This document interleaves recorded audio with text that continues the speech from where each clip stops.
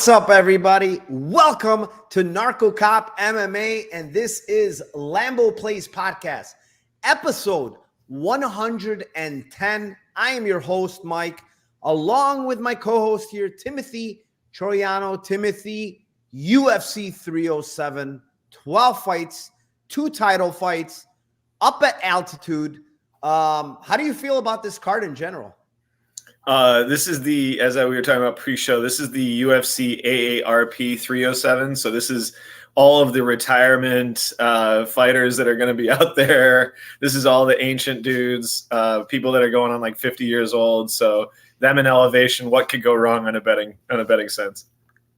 Yeah, elevation. I think this is the 4th card ever at Salt Lake City. So we do have a little bit of data. We also have a guy that's all data and fucking a great dude as our special guest this week. So I will be introducing him in a second, but let me always shout out the chat. Elijah, what is up, my man? I'll be traveling while the show is live. Gonna rewatch later. Appreciate you. Andrew, the great Cornholio impression, won the internet last week. Looking forward to this breakdown. Thank you. Appreciate you. Kyle, what is up, my man?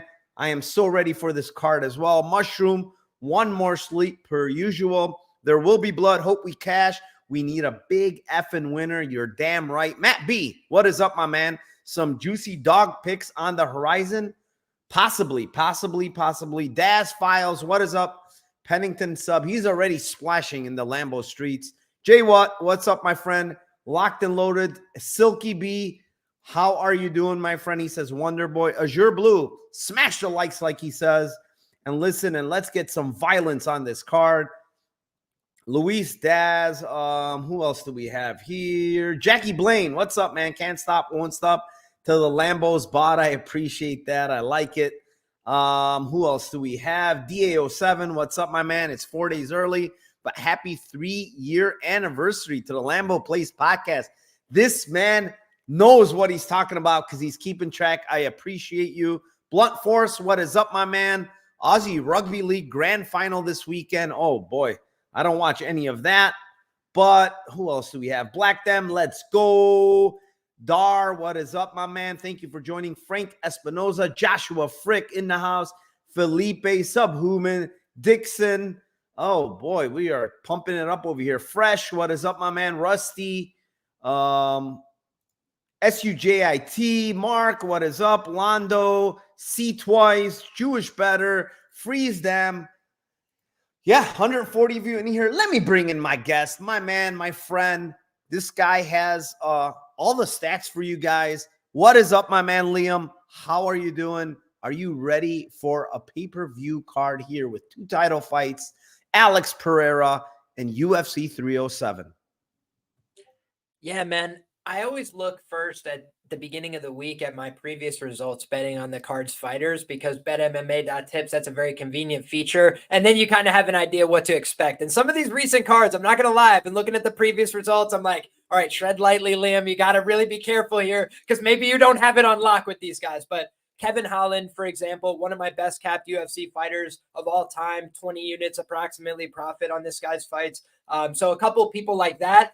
It's about 40 units profit for me on these fighters overall, just on money lines at a very high ROI. So I feel like I've been dialed in the past on these fighters. Knock on wood and Lord willing for the Lambo crew. We're going to get it going again today, and that's what I'm expecting. So let's do it, my brother. Yeah, it's funny you say that. I was looking through my history this week for this week's card, and there's one fighter that I have not missed a single bet on, including props, which is crazy.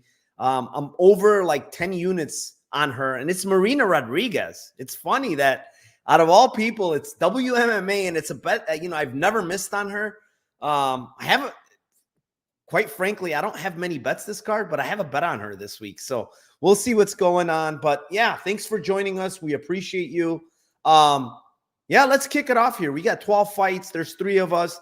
First fight of the night, it is in the welterweight division. It is the 33-16-1 Tim Means versus the 21-13 Court McGee. And, when you're talking about AARP, this is definitely one of those that, qualifies. So, Tim, since you're into that mood with AARP, why don't you kick us off here and give us some kind of Lambo on this fight?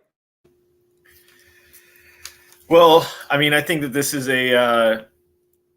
like the classic AARP fight. We've got like a bunch of them this card. I just think either one of these guys could have retired a couple years ago, to be honest. I think it's a clear striking advantage for Means. I think he's obviously the dirty bird. He's really nasty in the clinch. Heavy wrestling. I think the wrestling and the cardio advantages go to Court McGee. Both of these guys, especially Court, used to be a really durable fighter, but like he's gotten knocked out in his last two of his last three losses. One was against Matt Brown, which looked like shit. Obviously, the one against Jeremiah Wells doesn't age that badly because that dude hits like a truck. But the Matt Brown one seemed a little bit like some red flags there. I'm going to lean on Court McGee to grind out a close decision in this one. Don't hate his sub prop either, but he doesn't necessarily go for him that much. It would be more on the methodology on how Means loses when he kind of gives up in fights and gets tired. He kind of puts his neck in bad spots, but he also does that after he gets rocked or he gets tired, that he actually initiates grappling. I don't think he's necessarily going to initiate grappling as much in this fight. I think he's probably going to try to stay at range. I think it's more going to be Court. If Court can get him tired, get him down, be able to hold top position and just stay safe and throw a little bit of ground and pound here and there, maybe win 2 rounds. Could see a split decision here as well for Court. So Court decisions plus 300, Court by split is 900, ends by split is plus 350. All right. Liam, it's yours, my man. This is 2 older gentlemen here fighting at altitude. Yeah, what do you have for us here? Yeah, I'll be short, sweet, and to the point here. Tim Means, great fighter, love him. Fun guy, great story. He goes out there, he coaches wrestling, but you've seen it a million times. When the guy gets hurt, when the guy gets tired, he makes bad decisions. He shoots his neck into bad places. And I think you look at Court McGee, he's averaging 0.4 submission attempts per 15 minutes. He's not some, elite grappler, but they're at elevation. They're old men. I think that Tim Means could get tired just in a general fight, not at elevation, right? And I think in this kind of fight at elevation with a grinder like Court McGee, who grew up at altitude, I think he's probably just going to be better suited in a long fight. So could I see him getting starched in the first round? Of course, his chin is gone. He's past it, but I just think that he's going to take him down. He's going to have some success. And I think he's a live dog. And I think anybody who's live against Tim Means is live to submit him, because that's who he is. And I think Tim Means good fighter, but it's just some people have pathological losses. He's got 5 losses by submission in his career. That's not by mistake. It's not by accident. And one of my favorite bets of all time was calling Kevin Holland. I said, he's going to hurt him on the feet, and Tim Means is going to shoot from too far away. He's going to get guillotined. And, instead it was a Darce, but it's the same idea, right? Same principle. He shoots from too far away. So long ass neck, giraffe neck. Give me Court McGee to ride off into the sunset potentially with a nice win here and a finish, which he normally does not get. Yeah, I totally agree with you, Liam. The one thing I look at here is, first of all, this fight's at elevation. We know that Court McGee trains over there in Utah. The other thing is Court McGee has actually fought here in Salt Lake City before in the UFC against Dominic Steele, and that was years back. But the thing is that you constantly look with what Tim Means does, and he literally sticks his neck into these guillotines all the time, man. It's like some bad habit. When he gets tired, like you mentioned, he makes bad decisions. And when you add the factor of them being at elevation, I just feel like he's going to make these bad decisions. I think he's going to get tired, and I think he's going to make the bad decisions. The other thing is, I do think that Court McGee probably wrestles a bit more here because he knows that, Tim Means is going to get tired. He knows that they're in elevation. He has that advantage. So, submission I like at plus 800, but I really like the sub 2-3. I think it happens later. Kind of to your point, like he gets tired, he makes bad decisions. Court does have guillotines, and the just the way that he tapped to that guillotine, Tim Means against Morono, just does not sit well with me, dude. It does. It was a look at the one against Holland, man. I was looking at that footage for a video I shot today, and he tapped before the choke was fully locked in. But that one, I kind of like. I'm like, okay, he was hurt already, right? I kind of like said, okay, but what the fucking Morona one is like terrible, dude. Like, it's like, oh yeah, okay, tap, tap, tap, tap. I'm done. Like, he doesn't even try to fight it at all. It's like, just taps right away. So obviously McGee hasn't really had any submissions of late. You know, it's been a long time, but the guy's a black belt on the ground. He trains. I think he's the better wrestler of the two, to be honest. So maybe he can grind him a little bit early, get him tired, and then eventually find, you know, have means make that stupid decision and get subbed. So 2-3, like I said, it's 1,500. Just the regular sub is 800. I don't mind both plays. You know, you mentioned he could get starch. I think it's possible both guys could get starch. Their chin is kind of iffy on both sides. So let's move on. Fight number 2. It is in the strawweight division. It is the 19-7 Carla Esparza versus the 13-7 Tisha Pennington. And we'll kick it off with Liam here. So first of all, I don't love this fight from a Lambo perspective necessarily, just because I lean towards Tisha decision. I had written this up on Patreon earlier in terms of like how I would expect a method, and at -115, I would just take -175 because MMA is a random sport, and like I'm gonna leave 60 cents on the table to find out she knocked her out or Carla quit. You know, it's like it just seems like that's a plausible outcome, because for me, most of the cap here is like, who wants to be here? And I don't think Carla wants to be here. I think Carla's riding off into the sunset. I think she could go out there and get a win still. She has some grappling ability, but honestly, I just don't think she likes getting hit. I don't think she likes fighting. I really think she just wants to have that moment with the crowd and wave off and take her gloves off and do that thing. I don't think she really wants to win this fight or cares. So for me, that's like a difference maker. And the other thing is, from a narrative nation standpoint, it's like, okay, you got the Pennington family preparing for like a title type camp, and then Carla Esparza preparing for a retirement fight. It's like probably different energy there, probably a little bit different intensity. And then the motivation, you listen to Tisha, she's like, yeah, this girl said I was on steroids and accused me of all these things, so I'm going to make her pay for that on Saturday. And, you know, how is she going to do that? Probably by punching her in the face and kicking her. And when you look at Tisha, she does have a handful of finishes in her career. They're not, you know, blow your hair back, but like, how has Carla gotten finished? I mean, frankly, that one against Zhang Wei Li, guys, like it was cool. It was nice, but like, that shouldn't happen. Like at a high level, you shouldn't be getting your arm caught behind your back like a wrestler like that, caught sideways. It was a really bad look, right? And it looked like she wasn't scrambling that hard. And like, she kind of just was like, you know, writing's on the wall here. Okay, let me see the door. And for me, that's the kind of attitude, that's the kind of thing that I always want to be away from. With retirement talk, all those things, I think there is a chance that she could get finished here. It's like 6-1 for the Pennington inside the distance. So when I broke it down, I said that the decision is most likely, but the sub at 14 and the ITD at 6 are both a little bit wide to me, considering I just don't like the attitude and presentation of Carla at this point. And somebody brought up to me, maybe she'll fight to not get finished. I do think that's a plausible case as well, but it just seems to me like the more motivated woman is Tisha Pennington here. Yeah, I mean, too many red flags. I mean, imagine, you know, this being, you know, 4 or 5 years back. Like, it's a snap easy bet on Carla Esparza, right? Like, but I mean, 2 years off. She's older. She's looked actually horrific in her last 2 fights. Even in the Rose fight. Like, what the heck was that, man? Like, was that even a fight? I had 10 units on her and nothing happened. I was glad nothing happened. I was glad the rig went my way, but that wasn't a fight, you know? That's what I'm saying. Though. Like, the last 2 fights, she's looked awful. And then she had a baby. Then she went away for 2 years. Now she comes back, and it's her retirement fight all of a sudden, right? She doesn't really need money. I think her husband or somebody is a doctor or whatever. They have money, whatever. The thing that I didn't like when I listened to the interview, and this is like the worst thing out of all of them, right?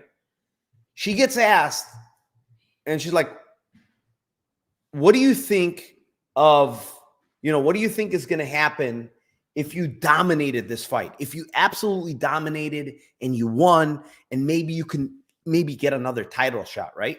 She's like, it doesn't matter what happens. I'm retiring. I already haven't made up. I made up my mind. It doesn't matter. I'm going out there to have fun. All my family's going to be there. We're going to have a celebration before and after. It's like, dude, is she here to fight? Or is she here just to like Like, who gives a fuck? And to me, it feels like, who gives a fuck at this point? If someone's telling you like you can get another title shot if you look great and this and that, and you still say, I just want to retire. Well, your head is not in the game. Come on, how motivated could you be to train to get in a cage and fight when you're already in your mind, you're done. You're absolutely done. For me, it's extremely hard. I don't see it. You're human. I don't see her getting up for this fight. And I truly think that Pennington's striking is not good. I've watched her. She throws a lot of arm punches. Her feet are not planted when she's throwing a lot of it. She's very off balance. I don't like, that's one of the main reasons why she doesn't have any really knockouts on the feet. None. She has zero, right? It's because she arm punches a lot. She doesn't have any power. She doesn't sit down on her punches.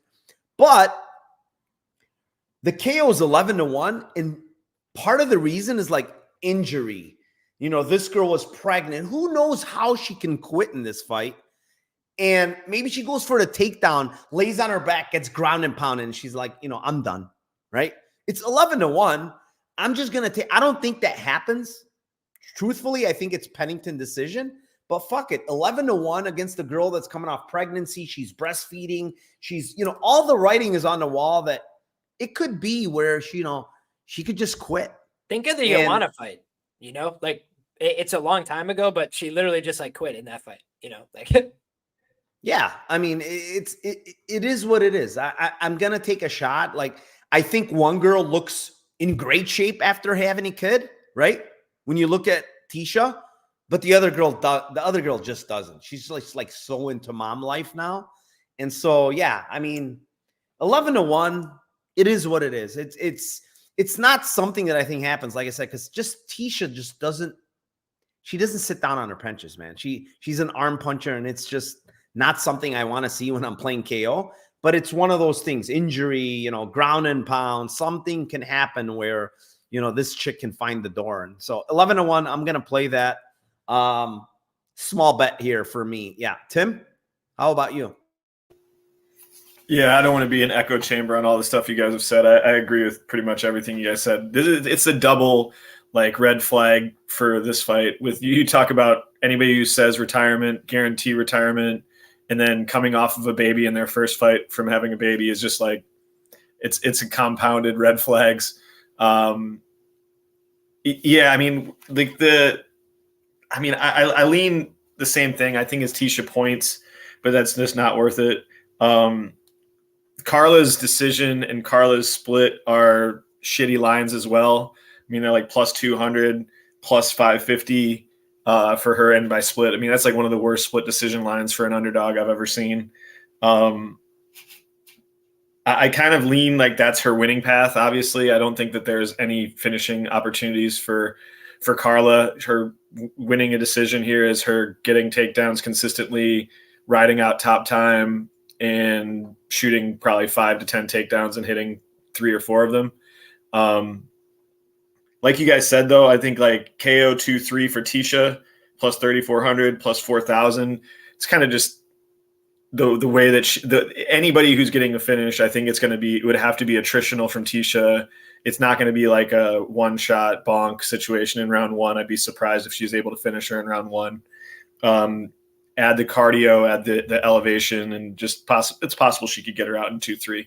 So I kind of lean like 2-3 KO or point split for Carla on this one. Really see it as a decision. Well, what's a regular 2-3? If it's not far off, I just, if you're basing it on cardio, I would not even. Yeah, her regular 2-3 is pretty wide as well. Yeah, that's probably how you want to go, right? If you're just saying off cardio, maybe instead, and then you could sprinkle like the KO, Yeah, I'm with you. Yep.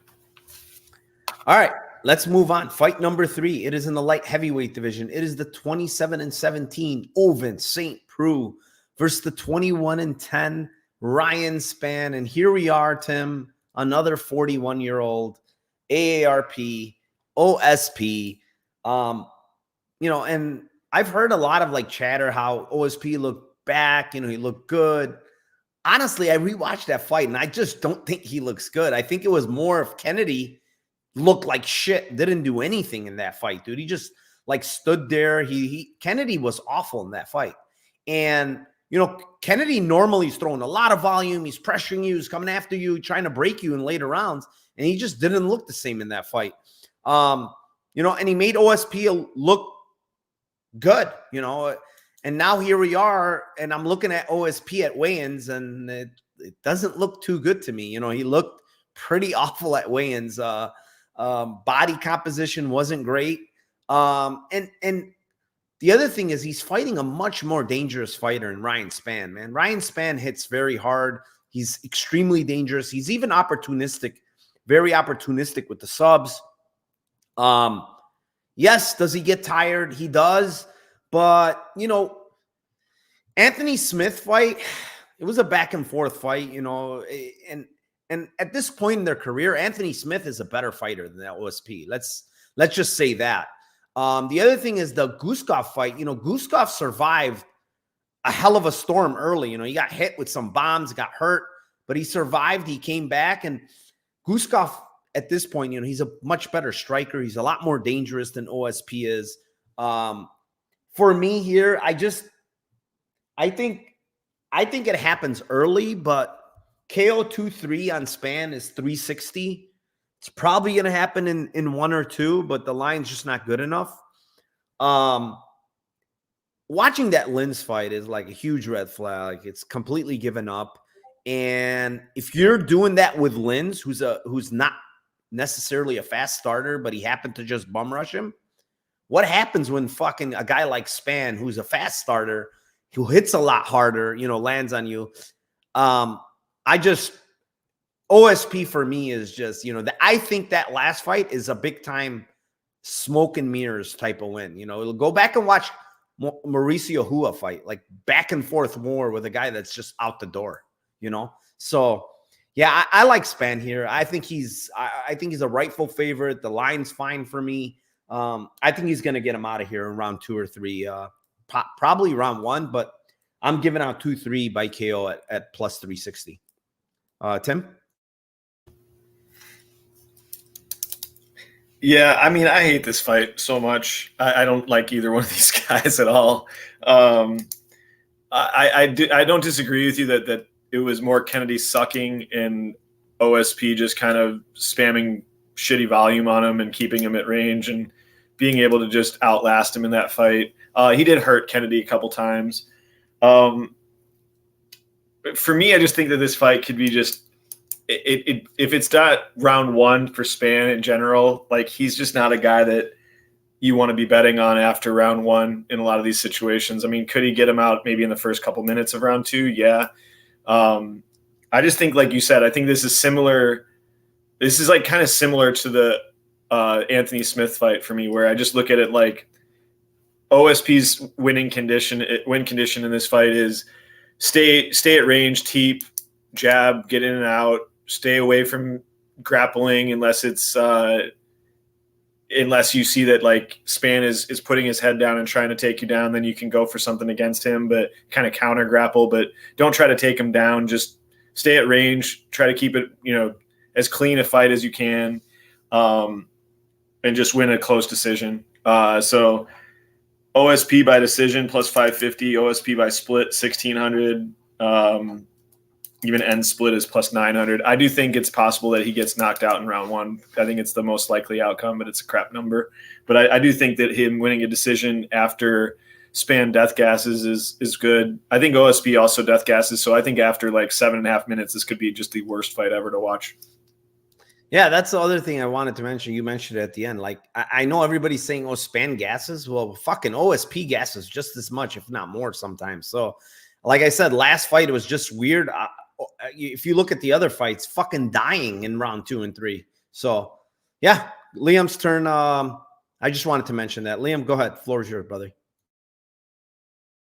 You got it, my man. Well, I will say one of the bets that I was looking at, the prices come down, pretty considerably across the market, but it was the ends by sub at around +3, it was like +390 earlier today, +400. Now it's about +350. So I don't love it as much. I personally prefer the Spann side. My guy Dixon was looking for me to say the Von Prue choke, which I don't think is out of question, right? Like, I think that both of them have weird, unique strengths, right? You look at OSP, he's got that one gimmicky move, right? I described it as he's got some power in his hands, he's got some funky kicks, and he's got that one gimmicky submission. That's kind of his game. And then if you look at the other side, Ryan Spann might have the best guillotine in the light heavyweight division. He's finished many guys with it. He's finished high-level guys with it. It's very hard for people to get out once they're in it. He's got a lot of length to his arms, and so he throws that high elbow over the top. Good luck. There's not really much you could do after he gets that going. So I would say that for me, that's why he's live here. It opened 7-1 on FanDuel. I was going to talk about that. It's been crushed down to about 550 now. So now you're looking at about 6.5 to 1 best available. I still think that's okay, but this was 9-1 against Iwan Cutelaba, who's an idiot. And, there's a couple other ones that it's been a better price against guys that were going to go out there and take some chances. But you have a 41-year-old, if you look, the chin is probably a problem, right? But a lot of times guys get hurt. They try and grapple. They try and do something to not get hit again, and they put themselves in a position to get guillotined. And I just think that when you look at Ryan Spann, that's his number one way of grabbing a hold of somebody. So for me, the thing I'll come down to is I think Spann is a huge gasser. Not going to lie. I think he's a massive gasser. I think OSP, whether it was EPO or some other supplementation, I think he found the fountain of youth when USADA booked it, right? And he just came back looking like a different guy who could fight for 15 minutes last time. So maybe that's an anomaly. Maybe that goes away at elevation.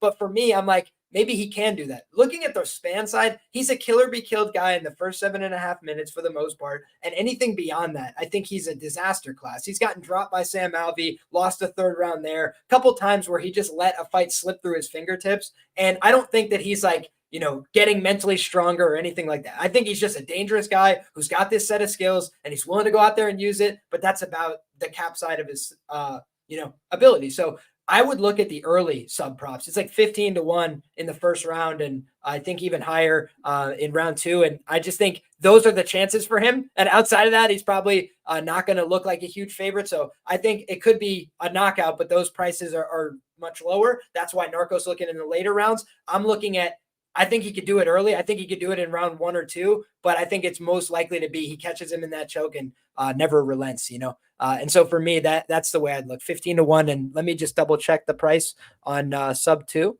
It is 23-1. So 15 and 23-1 on Spann sub 1 and Spann sub 2. Hey, if Ilir Latifi, that short man, can get a standing guillotine, I'm pretty That's sure. what I'm saying, man. And I bet Nzechukwu fight ends by sub for the very same premise, which is just look at Nzechukwu's arms. He's got very long arms. And if this guy had made a mistake, tried to grapple, you could go ahead and put him in that. So that's the way I was looking at it. Yeah, that was just a stand and strike for fucking 15 minutes. Gross ends by sub. Yeah, sometimes that's how it is. It doesn't go as planned. So, all right. Let's move on. Fight number 4. It is in the middleweight division. It is the 21-6 Ihor Poteria versus the 5-1 Cesar Almeida. And Tim, that one's yours. Yeah, I mean, this, like I said, there's a common theme with my picks this week, and it's going with the I think most of the time with these elevation cards, everybody thinks that everybody gets finished and they death gas, and then somebody dies in round 2 or round 3. And I think it's been the last couple of cards that have been in elevation have been the opposite. The guys have been death gassing and KOs don't happen. If anything's happening, it's subs are happening more, and or fights that you think are going to finish, or guys that are going to death gas don't, and then the guys that you don't think are going to death gas do. And it's just too many, way too much variance. So I think in this fight, I'm going to go with the classic. I've been just doing this all card so far, but hoping that Cesar Almeida can stay at range, not fight, not go too crazy with Ihor, and not give him his win condition to get him to take him down, and kind of learn from his last fight.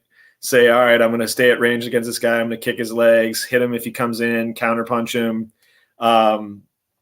And I hope that Poteria also doesn't go nuts and do his full rabies mode, which he normally does. And that Cesar gets a decision here at 6-1.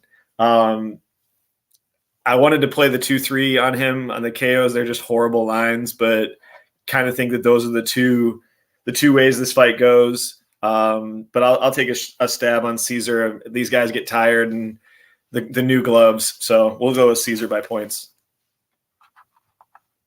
All right, Liam, what do you got on this striking matchup here? Yeah, this is a weird one. I think that Cesar Almeida is like a better prospect, so to speak. But think about what we're saying, right? We're calling him a prospect. He's an old guy, right? And he has very little pro MMA experience. So I could just tell you guys, like, from a long-term standpoint, my typical approach to things like this is to take underdogs at these kind of prices against guys that have 6 MMA fights and they're a little bit older and they almost got knocked out in their last fight and they got humped around the octagon by a guy who's a primary kickboxer. So you look at all those things in tandem, and I say to myself, like, I like Cesar Almeida. I really do. I was on him against Fernando. I called that upset on Contender Series. Against Dylan Budka, I was impressed by that performance. He went out there, did a good job. But I mean, how is that aged? Dylan Budka looked awful against his last opponent, right? He just did not look prepared for the UFC level. So he beat that guy, right? And he beat a guy that hasn't proven himself to be UFC level on Contender Series. And then he beat who? That's it. So it's like, all right, then he lost to Roman Kopylov, who's not a bad fighter by any means, but is he a world beater? Is he the next, best guy in the division? He's a solid fighter. But honestly, I thought that was the kind of a level test that would be good for Cesar. I thought he was going to go out there and knock out Roman Kopylov. He was the guy who was closer to getting knocked out. And then he got taken down multiple times and could do very little about it. So you look at a guy who's never submitted anybody good, but he has at least taken, people down and submitted them on his regional scene before in Ihor. And then he's gone out there and fought 15 minutes a few times, gone out there and put up decent striking numbers in the UFC. I think he could get knocked out again. I think he could get club and subbed. Like, honestly, I think Almeida has decent instincts in the jiu-jitsu, for a guy that is a primary kickboxer.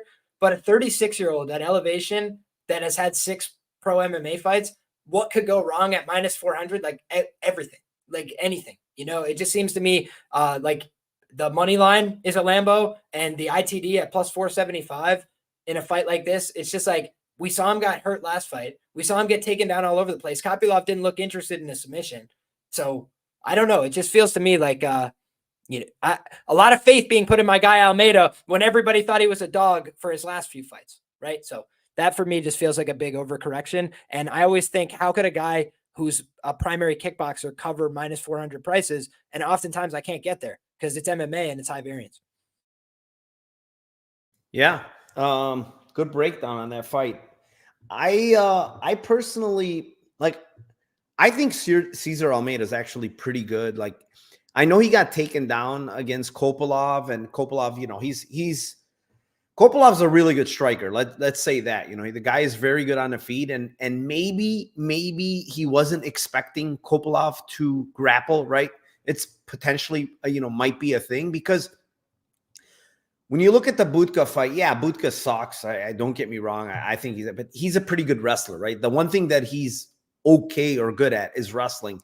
And, did he get taken down? Yeah, but he popped right back up. He did well in that fight, getting back up and not getting flattened out. And, in the Kopylov fight, that's what happened, right? He got taken down in space a lot, which is what I noticed, and that's where he was kind of lost, right? When he's getting taken down in the middle of the cage, cage and knocked by the actual cage, that he doesn't really know what to do. He's just like kind of a fish off his back. But if you get him down by the cage, he knows how to get up. He grabs a whizzer, he frames up, and he does get up. The problem I see is Poteria is like, as funny as it may sound, I think like Kopilov's wrestling might be a much better than Poteria's from what I saw. So the issue is, for me, is a couple of things. Cesar Almeida has very, very good kicks. His leg kicks are really good inside and outside. But one of the things I've seen with Poteria, which I don't like at all, is he seems to crumble a little bit in these fights, right? When shit goes opposite, when shit's not going his way, he crumbles. Like, he crumbled against Bellato. He crumbled against Negumereanu. Guys that are not really that vicious. I mean, Negumereanu is not really that much of a finisher, and he absolutely crumbled in that fight. I kind of like it's whatever against Alberg. Like, Alberg landed a big shot. I do think what I will say is he's been finished, but I do think his chin is actually pretty good. It's not like he's going out with one punch. Like he's taking a bunch of shots before he's like actually getting finished. If you watch the Negumereanu one, he landed like fucking 10 bombs against the fence. And he didn't even go down. The referee just stopped the fight. He's like, hey, that's enough, dude. You ate too many shots. Now, I don't think he wants to eat a lot of shots from Almeida because I do think he has a ton of power. If this fight gets past, in my opinion, if it gets past like the 7.5 minute mark, I think it might go. Because it's at elevation, man. And both guys have suspect gas tanks. It's just fight goes is like 4-1, man. It's like, I don't even want to pick a side at that point because, Almeida's like Tim mentions, like 6.5 or 7-1. But if the fight goes, it could get sloppy. Who knows who's going to have the better cardio. I'm just going to give that, man. Fight goes. It's 390 exactly on FanDuel. I don't mind it. There's a world where this extends. In all likelihood, in my opinion, I do think that Almeida's going to finish him, most likely to the body. I think it's the body stuff that Almeida does that's really good. The body kicks, the punches to the body. He's pretty nasty there. So I do think that's where he's possibly going to crumble Poteria. But if this fight extends, like I said, I don't really see Poteria finishing this guy. Because I looking at Kopylov, he's like way more dangerous in my opinion. So, yeah, fight goes at plus 390 for me here is how I'm going to play it. But Almeida, I'm a little bit higher on other people on Almeida. I think he's actually pretty good, but he is 36 years old to Liam's point. Like there's no way we could call this guy a prospect at 5-1. At 36 years old at this point, so it's probably just going to be a UFC journeyman, to be honest. Like it would blow my mind. That's what the Kopylov fight told me. Not to say that he's not I think he's a talented guy. He reminds me of almost like an Elizeu Zaleski dos Santos. They're never going to push him up the card, but he's going to be a tough out for anybody. And, if you fight him smart, you could win. But if you fight like an idiot, you could get knocked out. You know what's the other thing, Liam, that I should have mentioned this, that I liked? They've been out in Utah since September 16th. They've been there for a good while, man, which is good. The whole team from Alex Poetan to the coach to everybody. That was like 7 guys all training in the mountains, and they're at the pit over there, training at the pit, that gym. They've been there since September 16th. So that's actually really good. Like they've been out there for a while. The other thing I kind of think of is like, so Alex is the main event. This guy's fighting on the same card. They kind of want to make a highlight for these guys maybe. And look at the guy they're giving him, right? Poteria, like, I don't know. It's just one of those things that went in my mind. Like they put him on the same card. They gave him a guy that he can possibly knock out. And yeah. Anyways, let's move on. Fight number 5. It is in the featherweight division. It is the 14-8 Alex Hernandez versus the 16-7 Austin Hubbard. Liam, we're back to you. Gross fight. I don't like either guy. I'll just tell you guys. I'm not sure that either one of these guys, with all due respect, is UFC level at this point in their careers. But one thing I will say is this. I think if you reliably fade Alexander Hernandez cardio, you probably come out ahead long term because I just don't believe in his cardio. I don't believe in his pacing. He's had a few fights like against Jim Miller, who's also a known gasser, whom I love and respect, Northeast legend, but known gasser. So they both gassed together and he was able to win that one. But you look at some of these fights and he's a bad gasser. You're looking at Hubbard round 2, 18-1, round 3, 22-1. Do I think he's a real finisher? Not really. I also put the decision on that list when I was putting it together. The other thing I will mention is just Hernandez sub at 20-1. If I was to be on the other side, like, listen, what is the problem with Austin Hubbard? Like sometimes he just gets caught in stationary positions, like being way too slow, right? And one thing about Hernandez is he's dynamic for 5 minutes. So if he comes out here and punches this guy really hard in the face and then takes his back, he's probably coming home with the neck. and that's the end of it, right? Like Joe Solecki isn't Johnny Jiu-Jitsu every day in the octagon, right? Sometimes he goes out there, he can't get anything going. But when he was able to get something going against Thud Hubbard, instantly he gets on his back and thanks for playing. It's all over. So that does seem to me like a wide line for a guy who's favored to win the fight at a -160 clip at 20-1. So for me, that would be the two ways I'd look to play it, is either getting involved in late Hubbard props or looking at the big plus money on the sub for Hernandez. Yeah. Yeah, I don't mind that look at all, actually. Sub is not bad, especially early, right? Because that's when Hernandez is super I'll look at dangerous. sub 1 as well and get that price for everybody. Yeah, he's super dangerous early. I mean, that it is, and it could be like a club and sub too, because I do think that if he hurts Hubbard's instincts are probably to shoot and try to grapple. So it's not like he's going to try to swing back at that point. But I made a bet. I have it in my notes. Anytime this motherfucker Alex Hernandez fights against a guy that has good cardio, which I do think Hubbard has good cardio, I'm just going to autoplay 2-3 against this guy. It's worked in the past. It might not work here because Hubbard really is not a finisher, but dude, it's at elevation now. That's the other thing. You got a gasser at elevation. And I don't know if everybody knows, but like Factory X is all fucked up now. He's not even training there, right? He hasn't been at Factory X for about 8 weeks. He's been training at a UFC gym. And he's not training like Roy. The problem is there's a bunch of people now from Factory X all over the place, right? They're not at Factory X. You look at this Instagram, he's training at this UFC gym. He's training in a fucking boxing gym in someone's basement. Okay? Literally, I'm not even making this up. It's in someone's basement. He's training boxing, right?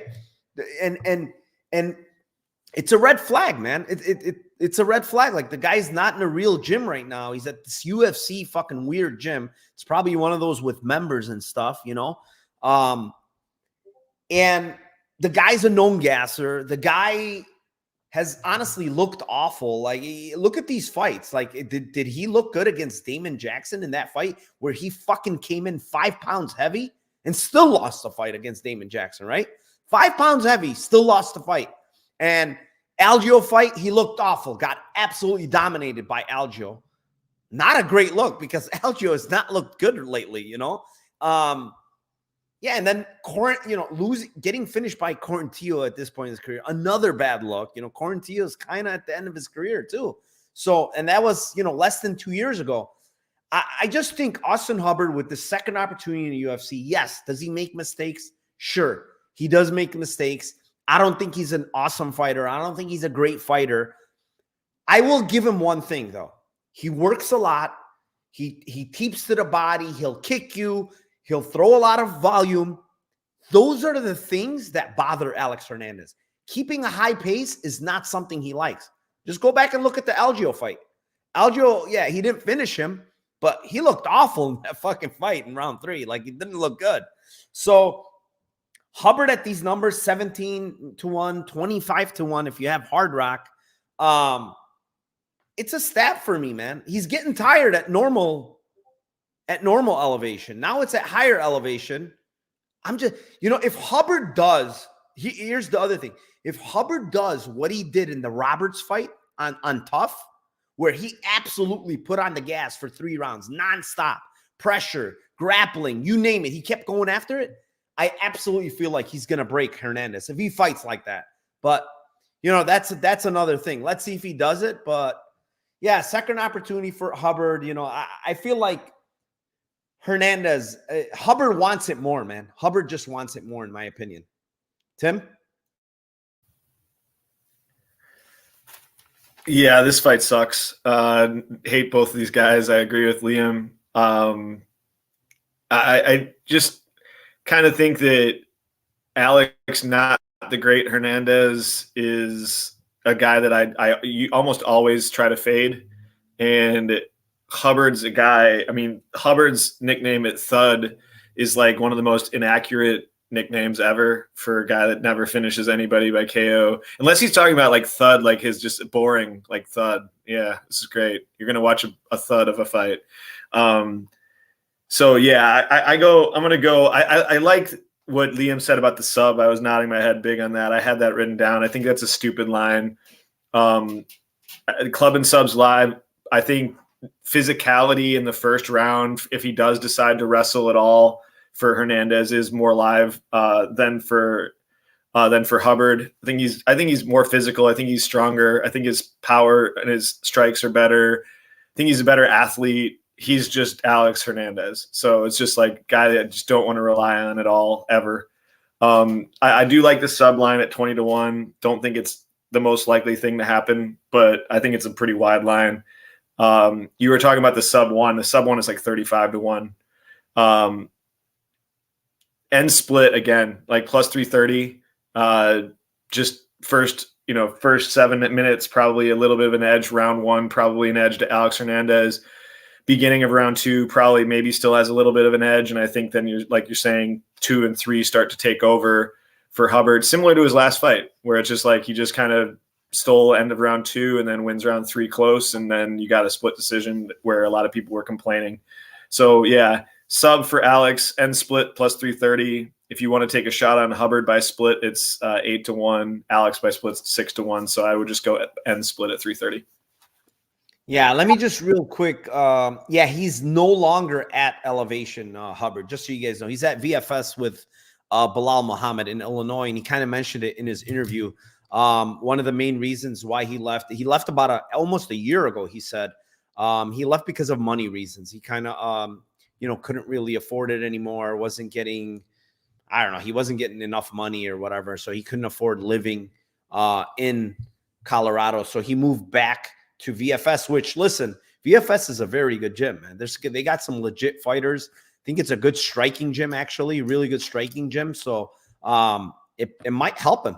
I think they have a good doctor at VFS. They might. Or speculation by me, but y'all just do your own research on that. They might. You never know.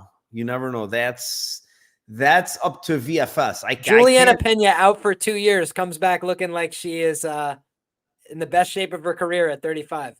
Oh, you forgot the main guy though, Bilal. Oh, I mean, no, I remember the main guy. He's in the corner. Y'all will see him tomorrow too, with his head that's 3 times bigger than when he started. He's definitely gonna be in the corner, I think.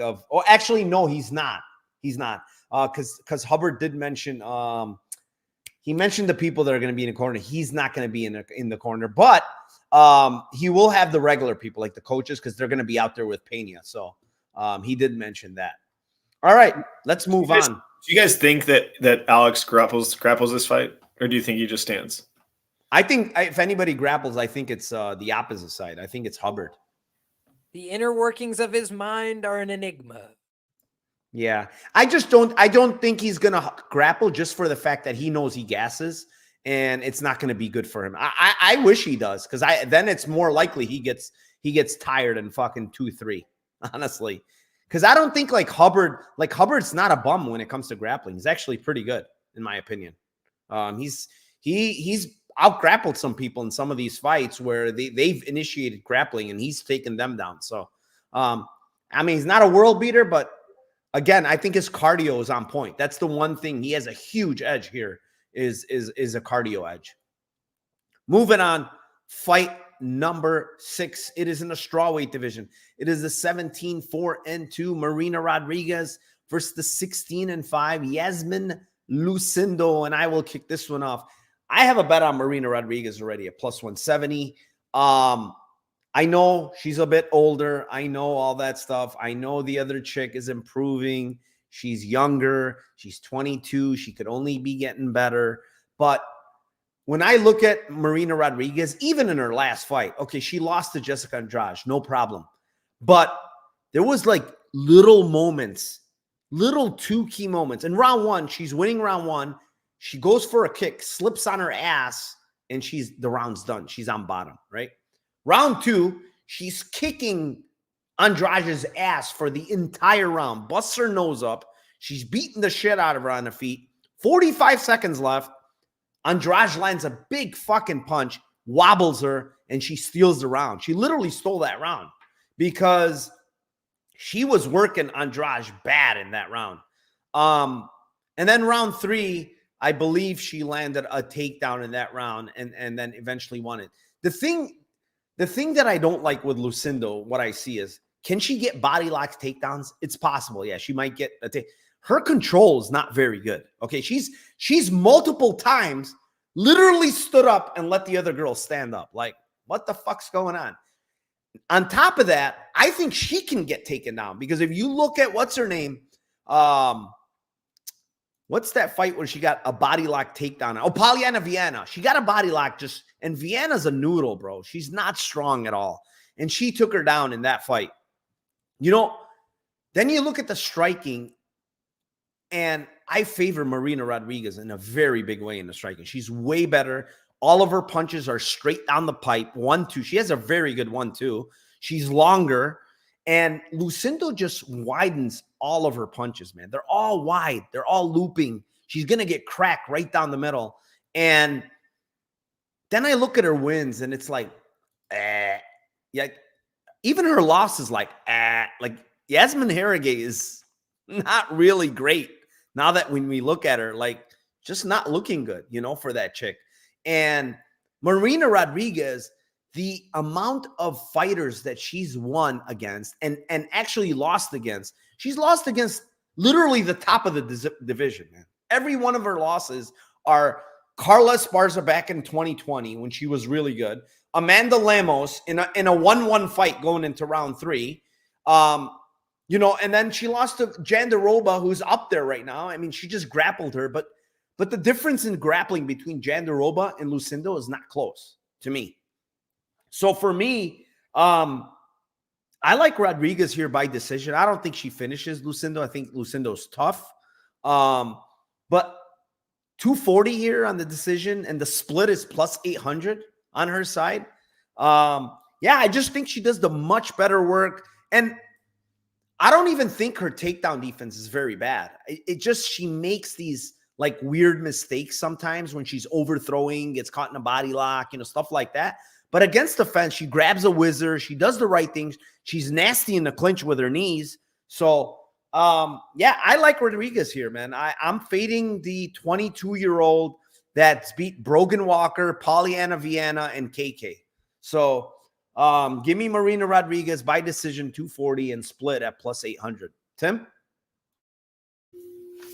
Just press rewind on Narco's breakdown, and then you have my breakdown on this fight. I'm on the exact same props. I think it's a great breakdown. You hit the nail on the head on the last one. Like, I just don't think I think that Lucendo is a solid fighter. I think she's got, you know, definitely upside to keep improving in her game. This is similar to me as to, like, if this fight stays standing, I think it's going to be similar to the Yaragwe fight where she's just going to be out volume, just a much better striker, much cleaner striker, throwing straighter. It's just going to take a bunch of takedowns. It's going to take a bunch of takedowns, a bunch of clinch. Like you said, in the clinch, I think that Marina is dangerous in the clinch. Good Muay Thai, good elbows. The split is super live also, though, for Marina, just in case she does get taken down in any of these rounds. And the thing I think that happens with her in some of these fights against grapplers or people that she thinks are going to grapple is she doesn't necessarily go all in on her strikes. Where, like the Lemos fight, she was staying. It actually got her finished too, but like she was throwing more combinations and things like that. So I do think it could be she could fight a little bit safer than normal on the feet. But I like the Marina by points and Marina by split in this fight as well. All right, same side. Liam, can you break this streak we're on, me and Tim? Oh, boys, I could certainly try, but this is another weird fight for me. You know, this is not a fight that I felt super compelled to play.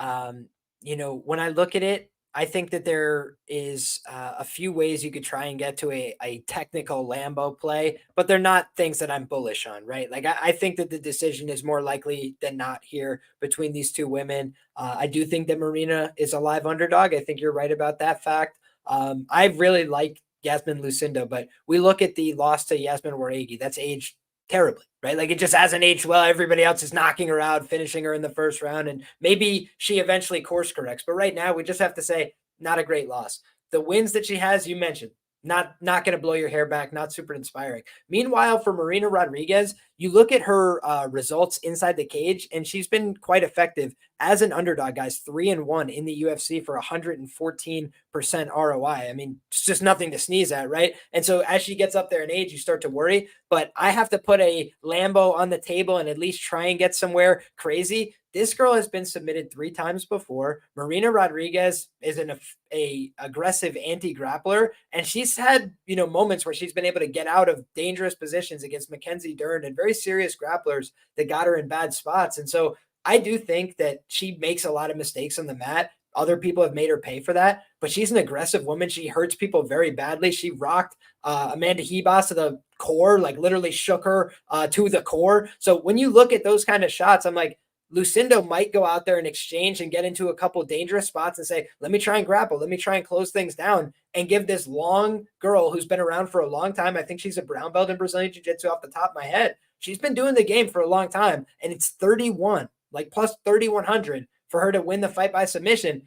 For me, what is the way you see 22-year-olds get caught? They're a little inexperienced. They make a mistake. Maybe they get caught on the chin, but a lot of times they get caught in a bad position. They get tapped by somebody who's just a little more experienced, a little more savvy, knows a little bit more, and maybe catches them on the chin, makes them make a bad decision. So for me, I think we know that she has the power to hurt her, just because she has the power to hurt most women. And then I think on top of that, you look at her ability to go out there and mix it up in the phases with these other high-level proven girls. I think against an unproven girl like Yasmin Lucendo, it's at least an open question. 3 submission losses on her resume prior to the UFC. Yeah, 31-1. I just saw that. Holy moly, by submission. And the one thing you could say about Marina, she's been on bottom against the best of the best. Like all of them. Ribas, Dern, Jandaroba for minutes on end. Like, I mean, none of them have submitted her. Like, is Lucendo just going to come out and submit her now? I would fucking get floored, honestly, because I just don't see it. Like, the girl's really knows. She knows what she's doing. You're not subbing her. Like, her sub defense, maybe she's not great off her back. Like, she can't get off her back, but you're not subbing her. So, that's a look. I will just mention, if I had to give a Lambo on the other side, I would say Lucendo KO for the reason you mentioned. I don't think she's going to sub her. I've seen better girls try and fail, but what I have seen is Marina Rodriguez get absolutely rocked by Amanda Lemos. I bet Lemos huge there. I didn't understand the line. I was like, I think if they grapple, the physicality will give Amanda Lemos a cheat code, right? And if they don't grapple, I think she hits way harder. So I was like, let's just bang it out and see who wins there. So for me, that was a whole different ball game. But she did get cracked really bad there. If Lucendo had like an upside best performance of her life, that's kind of the way I see her winning and cashing a Lambo would be the KO at plus 575, first one in the UFC. But Marina's up there in age. She's had a million fights, most of them stand-up wars. So she could get cracked in the chin. That's the only thing I would say on the other side. She almost got that front choke against Andrade last time. I mean, last fight out. Like, and Andrade is a way more proven grappler. Yeah, and that was close. I think it was round 3. It was pretty damn close, man. But yeah, let's move on here. Fight number 8. Is that right? Yep. No, 7. Sorry. Fight number 7. It is in the welterweight division. It is the 17-7-1 Stephen Thompson versus the 19-6 Joaquin Buckley. Tim, AARP fight number whatever. I lost count. Go ahead. Exactly. Just keep adding these 40-plus guys to the fight card. Put them all on the same card. Put some old women's, fights together. Let's get them all in elevation to what could possibly go wrong. Somebody's going to die of a heart attack this card. What is somebody dies of a heart attack in this card? Is it plus 800? We got to see. That might be a Lambo within itself for the whole card. This fight is interesting to see. It'll be interesting to see. I know Buckley's been training at more of a jiu-jitsu camp this camp. I found that pretty interesting. He's not trying to work at his striking, and I think that's pretty smart in this fight. I think he's not going to catch up to where Wonder Boy is at this stage in the game. There's concerns with Buckley's chin in fights. He's been knocked out multiple times. The wrestling style that Buckley has isn't I think it's good against Wonderboy. I don't think the guys that are like cage pushing and trying, like, I think Shavkat struggled to get him down when he was trying to get the traditional like single leg on the cage and body lock takedowns and things like that. I think Wonderboy is good at defending those types of takedowns. I think he's not as good at defending power doubles and just like guys that just drop a level and then just try to just power slam him and shit like that. I think that's Buckley's game, is just being athletic like that. I see this fight going both ways. I see this fight being a, Wonderboy being a decision, being able to stay at range, stay away from the takedowns, win a split, win a close decision at 3-1 or 9-1. Big Lambo shot. I would take a shot possibly on Buckley by sub at 20-1. Sub 2 is 50-1. Sub 3 is 75-1. I just think he doesn't have any subs, but this could just be a classic, like get a really dominant position on the ground, elbows, and then a back, turn it back. The last, we were talking about different guys like with Means, with his how quickly he tapped. Like that tap was super, super quick against Shavkat. Like really, really quick. It was just didn't seem like he wanted to keep trying to fight it at all in that one. So it could be the same thing. It could be just like one of those, I don't want to fight anymore. Don't pound me out anymore. Give up my back, take my neck kind of situations. So yeah, it's Wonderboy by decision for me, or by split, or sub 2-3 for Buckley for me. All right. So which one is it? Sorry. Sub 2-3? It was sub 2-3. It was 50-1 and 75-1. And then Wonderboy point split. Oh, come on, Tim. You're playing both sides. You're killing us. I'll take which one do you like? I'll take the sub 2-3, sub and sub 2-3. All right. Liam, what do you have here? Man, I thought I was going to be dropping some crazy thunder with the Buckley sub 20-1, but instead my guy Tim already hit the nail on the head there. So we see that fight the same way in terms of just the upside, right? Like I think if I was pricing this fight, I'd have it at half the price at minimum, just because I think Buckley's some jiu-jitsu savant. The nature of the matchup, right? He says, I'm going to come out here, I'm going to shoot, I'm going to take this guy down. We've seen other guys come out there, shoot 10 times, 12 times, whatever it took, take Wonderboy down. Bilal Muhammad is known for not being a finisher, right, guys? You go back and look, what fight should have been stopped from his ledger that wasn't? The Wonderboy fight is probably as close as you'll come to saying that he should have had a TKO, right? If you look back at that fight, he was on top in a dominant back mount, throwing a lot of ground and pound at Wonderboy, and Wonderboy was forced to just basically cover up and render defensive. The Gilbert Burns fight, what happened a lot of that fight? He was basically rendered defensive, giving up the back position, having to force his way back up to his feet and give his back, show these bad positions. And I think that a guy like Buckley, he was very savvy against Vicente Luque. When he got on top, he was vicious with the ground and pound. And I think that is his goal. Like, he's going to try and get on top and be very mean about the ground and pound, try and make this guy tired, punch him in the body, punch him in the ribs, punch him in the head, and then make him quit. And whether or not he's able to do that is anybody's guess. But if that's the guy's game plan and it's 20-1, it's like, let's find out. You don't need a great sophistication to beat somebody to a pulp and then wrap a arm around their face and squeeze as hard as you can with a big bicep. And then they say, you know what, I'm 41. I can go home and like live my life and not do this shit anymore. And they just make a decision to get the hell out of there. So for me, that's a big plus money number. If I had to give one for the Wonderboy side, because Tim covered that so well, I would just say the KO at 7-1. We've seen Buckley get splattered across the octagon by Alessio Di Chirico. Let's just be serious, right? Like, Wonderboy at his best knocks people dead. He does hit people hard. He does throw clever hands. So he's not always committing to 100% power, but we've seen Buckley run himself onto big shots and get chin before. Against Kevin Holland, guys, Kevin Holland literally danced circles around this guy on the feet when they fought. And then you saw the levels when Wonderboy and Kevin Holland fought each other, and Wonderboy whooped his ass. So you just look at the fact that this guy is powerful, big, swinging. He's going to come crazy, but he's a little bit smaller, and he does go like this and swing up at people. So when you do that, you expose your chin to getting hit. And I do think Wonderboy, let's not forget all the guys he's put away. Let's not forget all the times he's left somebody in a heap, because it's happened many times, and it could happen again. So I think at 41, it's less likely. But at 7-1, that's probably my favorite way to play the Wonderboy side in this fight. Yeah. I was kind of going back and forth on this fight because initially My initial thought was I wanted to play Wonder Boy because I did think the line was a bit wide, right? Because do I think Buckley gets takedown? Sure. I think he can hit those, like Tim mentioned, those open space, that blast doubles, because he's fast, he's powerful, right? But I don't think he can control Thompson, because when I go back and look, and yeah, Thompson, the problem is Thompson's older, right? He's 41, and when you're getting controlled like Bilal Muhammad, it's completely different than Buckley, right? The guy is just very well versed in the wrestling and the grappling. Buckley's not really that guy, right? Buckley's just athletic and explosive. When you go back and look at the Shavkat fight, right? In round 1, I think Thompson's actually doing really fucking good against the fence, defending takedowns against a much better grappler, in my opinion, in general, than Buckley is.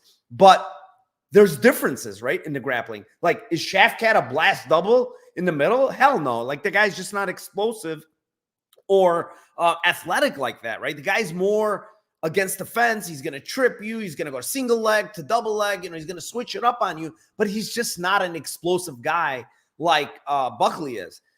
But at the end of the day, even if he does get takedowns, I can't picture Buckley, controlling him, man. Looking at Buckley in that Ruzoboyev fight, did he get takedown? Sure. But Ruzoboyev has no hips, man. The guy gets taken down all the time on the regionals.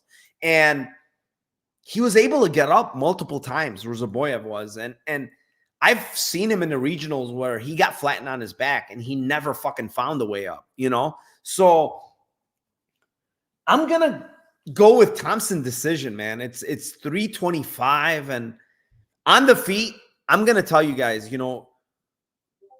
maybe Buckley's still more dangerous because he just wings huge shots.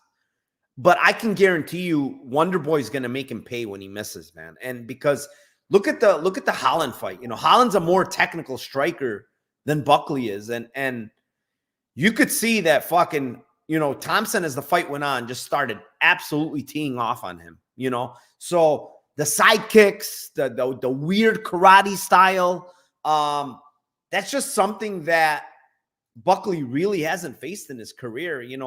Who is the closest guy we can compare, to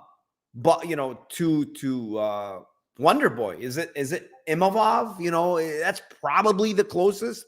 But even that, it's just not as bouncy and in and out and stuff like that Thompson does. So Thompson decision plus 325. I think both guys are durable. I think both guys are actually tough. So I don't really see a finish, but I mean, again, it's MMA, it's welterweight. It could happen, but I like Thompson by decision here at plus 325. And I'm very close to taking the dog shot as this line keeps creeping up and keeps.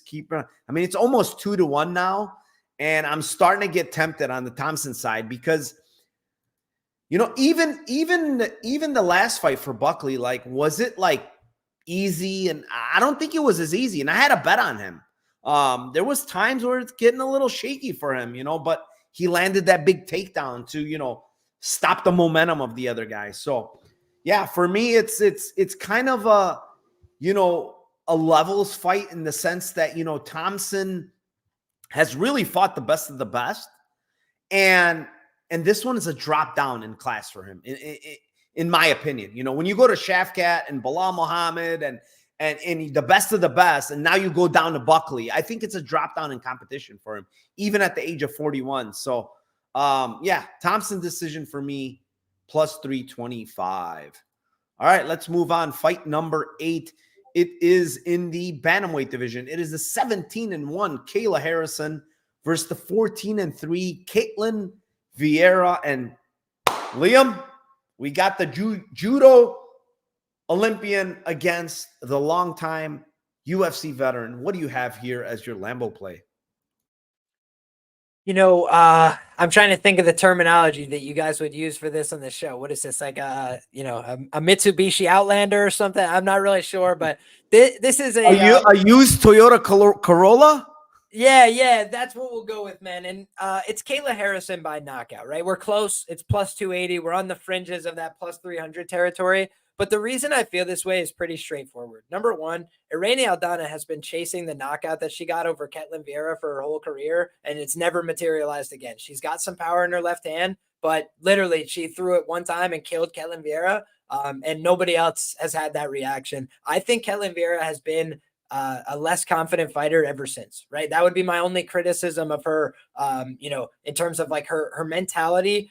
She gets down on herself sometimes. She's not aggressive enough. Like, I don't think she likes hurting people, just straight up. Like, if you look back, she cries after she like beats up Miesha Tate into a bloody pulp, and she's like, "I'm so sorry," and that's a very human thing. I feel for her. She seems like a great, loving person. You'd like her, to be a babysitter for your kids or something. But like, when we're betting on people to be aggressive in cage fights, one woman is like, "Yeah, I'm so thrilled by the idea that I could go out there and put elbows through her skull now." I'm like, okay, yeah, that girl is probably going to be a threat. Because you look at Ketlen Vieira, I don't think she likes to get into those kind of dogfights. I don't think she likes to get hit at all. I think she likes to be able to dictate. She's big. She's strong. You're old. She will beat you up. I bet her against Holly Holm. I bet her against Miesha Tate. A lot of people told me, don't do that. Like, these women are, but I was like, no, they're old. They don't want it like she wants it anymore. And she's big and strong, and she's not just going to give it to them easy at plus money. But now we're talking about, big plus money. I get it. Like, if you just want a Lambo play, go take Ketlen Vieira and hope that she's defending takedowns. Because honestly, I think if she defends takedowns, it's a 50-50 fight. If not, she should be a slight favorite. That's the God's honest truth. But I think what happens more often than not is she gets taken down. And Ketlen Vieira had never been submitted, right? So why is the odds makers favoring the submission on the Kayla Harrison side? Recency bias, in my view. What we've seen lately. She just submitted Holly Holm. Guys, Holly Holm got submitted by Mara Buena Silva. She got submitted by who else? Like, she got submitted by Miesha Tate in the most important fight of her career, okay? That's Holly Holm's story, truth be told. Meanwhile, you're just looking at this fight, and I'm saying, like, Kayla Harrison probably wants to go out there, do something a little different, make a statement. And by the way, I don't think Ketlen Vieira likes the sight of her own blood. Go back and look at the Yana Kunitskaya fight. They could have stopped that late. And by the way, terrible reactions to getting hit there. Terrible facial reactions. Also, by the way, you see a lot of blood there. She's reacting very poorly. She can get busted open. So I see Yana Kunitskaya as not that dangerous and not that violent a fighter. And she busted her all up, and she had her bleeding, and she almost finished her. And she had 9 minutes of control in that fight. So with 9 minutes of control, she ended up getting beat within, a bloody pulp. And like, that's just not a great look for me. So give me Kayla Harrison. I think she's too strong, too physical. And by the way, the other selling point has always been the grappling upside and the judo. That's what I love about Ketlen Vieira against all these girls. I'm like, they can't do judo like her. They can't do jiu-jitsu like her. This girl can. So I'm like, if it ends up on the feet, different story. But I think on the ground, I actually trust Kayla Harrison to just take her down, pass the guard, be more assertive, be more physical, and be more violent, most importantly. So I think it's the KO, and I think it's round 1 or 2. Yeah.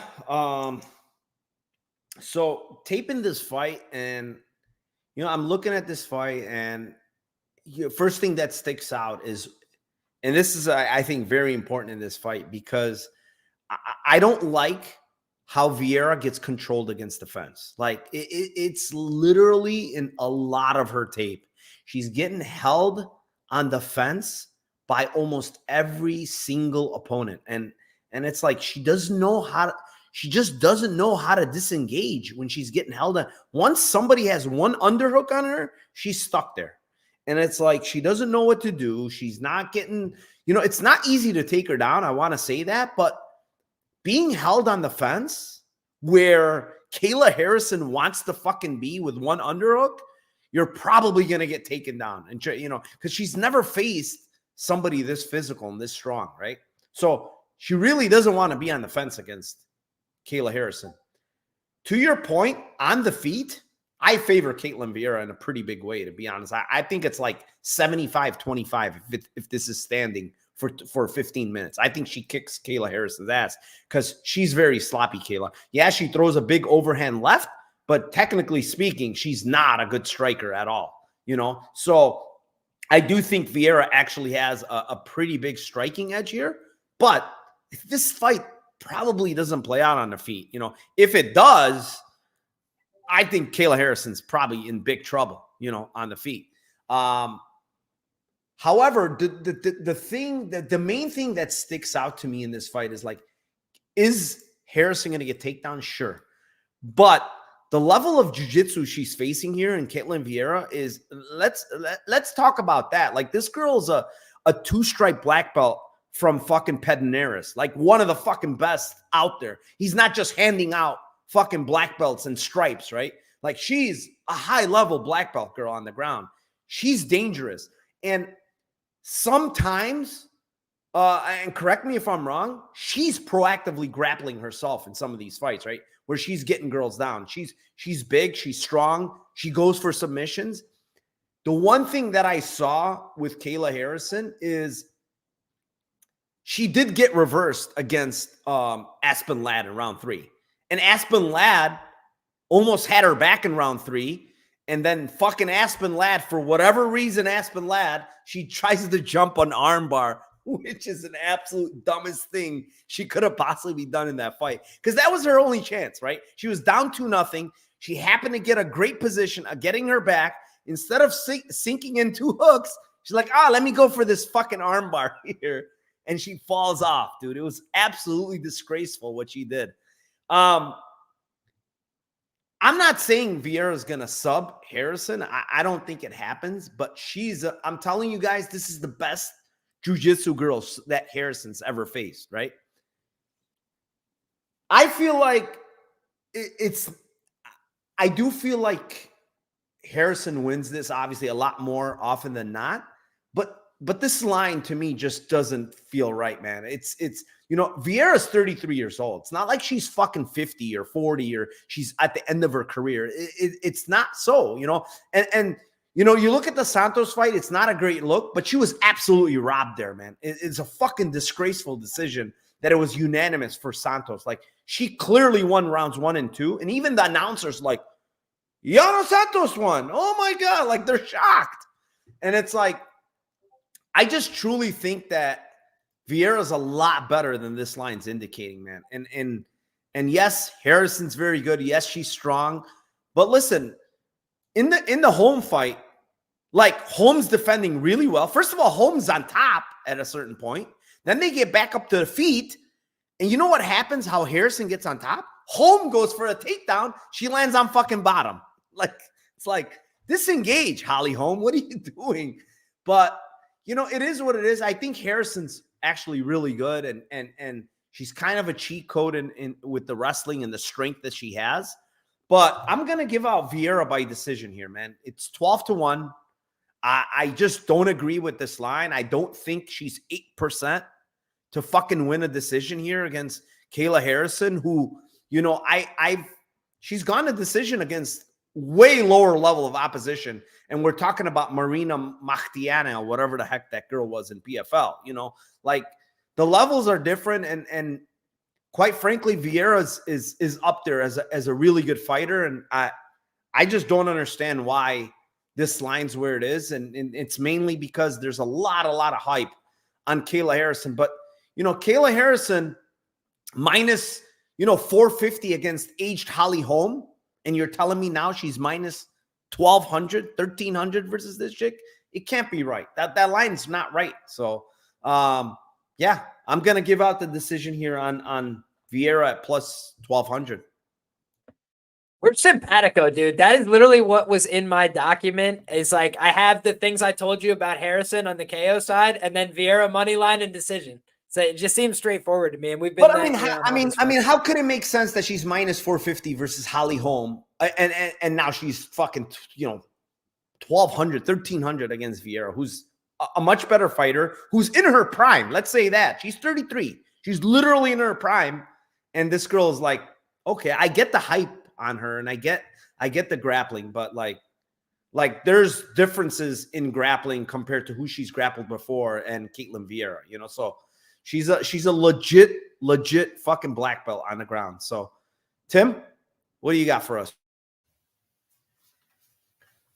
I think it's just a flip of the coin between the decision prop for me and for Kayla and the KO, but it's not. I mean, like, it's just so you know, Liam, -2 or plus 280 counts. Actually, we would consider that a used Lambo. So it's okay. It's still, if it's a plus 200, that's more Corolla range. But we'll go used Lambo. It's got like 25,000 miles on it, but it's still a Lambo. I agree more that I think like it's really what does Ketlin do? I mean, she's pretty. I mean, when we've seen her on her back, she's pretty much like a full guard, kind of just protect and don't allow things to happen. She's not going to make as many aggressive moves and mistakes as Holly Holm did. But again, that's going to allow Kayla to posture up and just to rain some elbows. I think it's possible that you get like a handcuff, like a Dagestani handcuff situation here, and she's just putting her in a position where she just can't. She's just way, way, way stronger and more physical than Vieira. I think that I do think that the heavy ITD bettors could get fucked in this fight if Ketlin just holds guard and does the classic I'm a huge dog, I'm just going to try to survive this fight. I think it is possible. Also, we've seen, like you said, Ladd, Marina fights for Kayla were were not good looks from a finishing perspective. But I'll take Kayla KO plus 280. Round 2, round 3 is plus 500, 700. KO 2-3 is plus 1,000, plus 1,300. I think it's a KO if she finishes her for the same reason that Liam was saying. I don't think that the sub's going to be there. I think the defense and the being able to stay safe and not make mistakes. And I think if she gives up positions, it's going to be giving up positions that get her knocked out. All right. One thing I did want to say is like, I had fucking Vieira by sub against Pani Kinzad, and I wanted to throw up that she didn't get that arm triangle in round 3. I literally wanted to throw up because that thing was so fucking deep, and somehow she didn't get that. And it was like fucking 10-1 or something on her sub.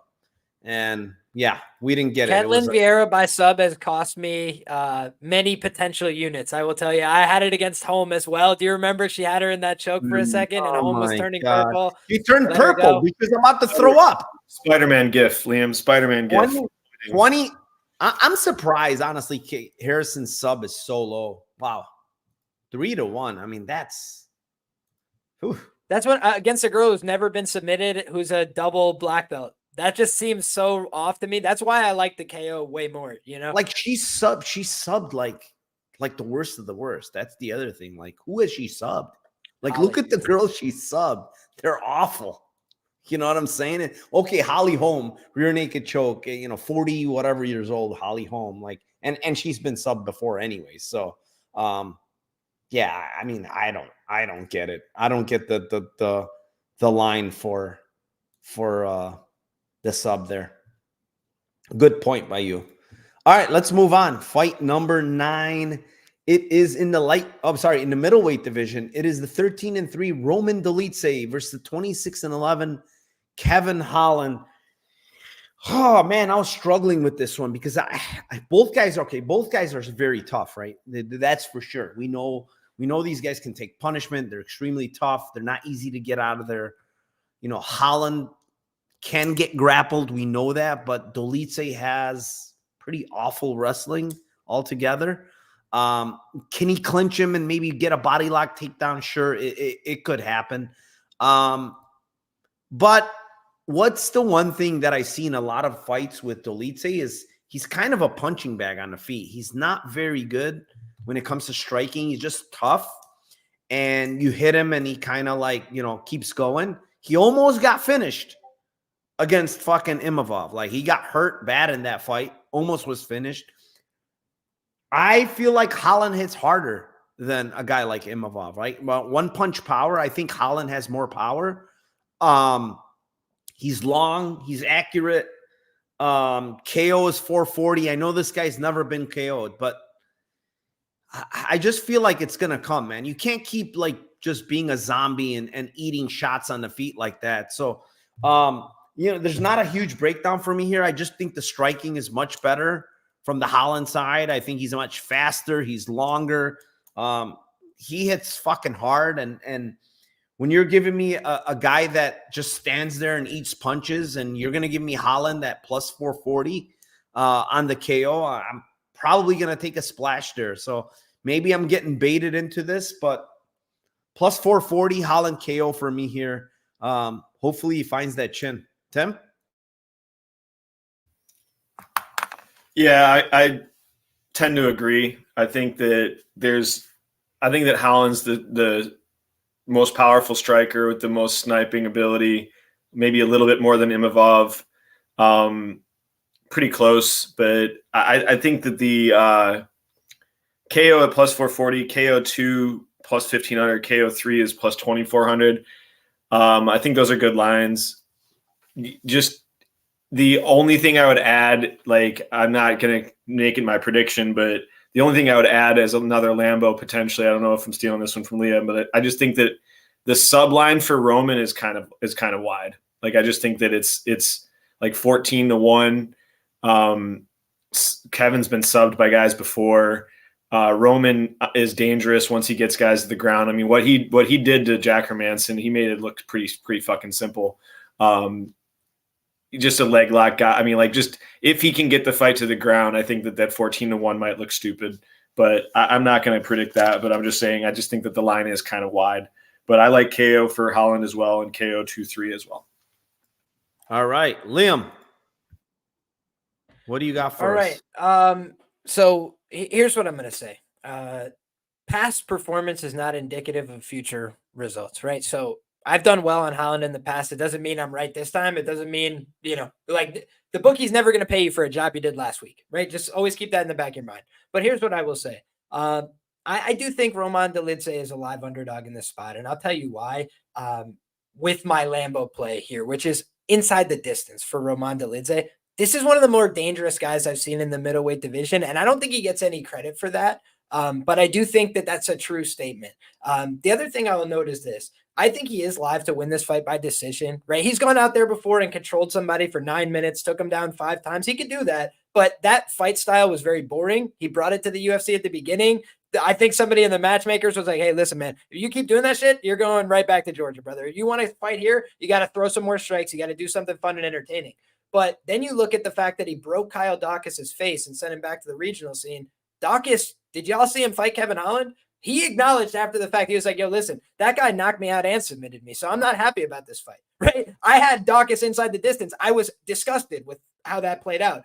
Yes, it was, a clash of heads. I'll acknowledge that. But how many times in MMA have the fucking rules been broken and nothing happened about it? And meanwhile, my guy gets the win clean and they void out all my plays. But instead, I'm going to look at this and say, okay, you got a guy in Delit who he has no wins by submission in the UFC. But he's got tons of attempts. So he's gone out there and he's tried it. He's tried to apply that craft. Here's the thing, though. He's gone against many good grapplers. And here's what else he's done. He's broken these guys. Like Phil Hawes, guys, he ripped his knee in half. The referee should have intervened. The referee is foolish for not intervening. And what happened instead? He was like Roman tried to be a bro about it. He's like, should I? And then he doesn't. Then he goes out there and kills him, right? Knocked him dead. So Phil Hawes' chin owes an apology, an IOU from Dan Morigliata. I think that this guy is dangerous everywhere, period. I think he's dangerous on the ground. I think on the feet, if he brings a raised knee to the head of Kevin Holland, he might break his face. I'll just say this, guys. Kevin Holland got dropped by Oleg Zajic in his last fight. It's not recorded on the stats. I saw it. I was there. I had Holland by sub. I was in the building. I was like, oh my God, Kevin Holland is about to get knocked out by somebody he's way better than. And he rallied. He got the win. By the way, that's a controversial win. You go back and look. The guy never tapped. The guy said after the fact, I don't know why the ref stopped it.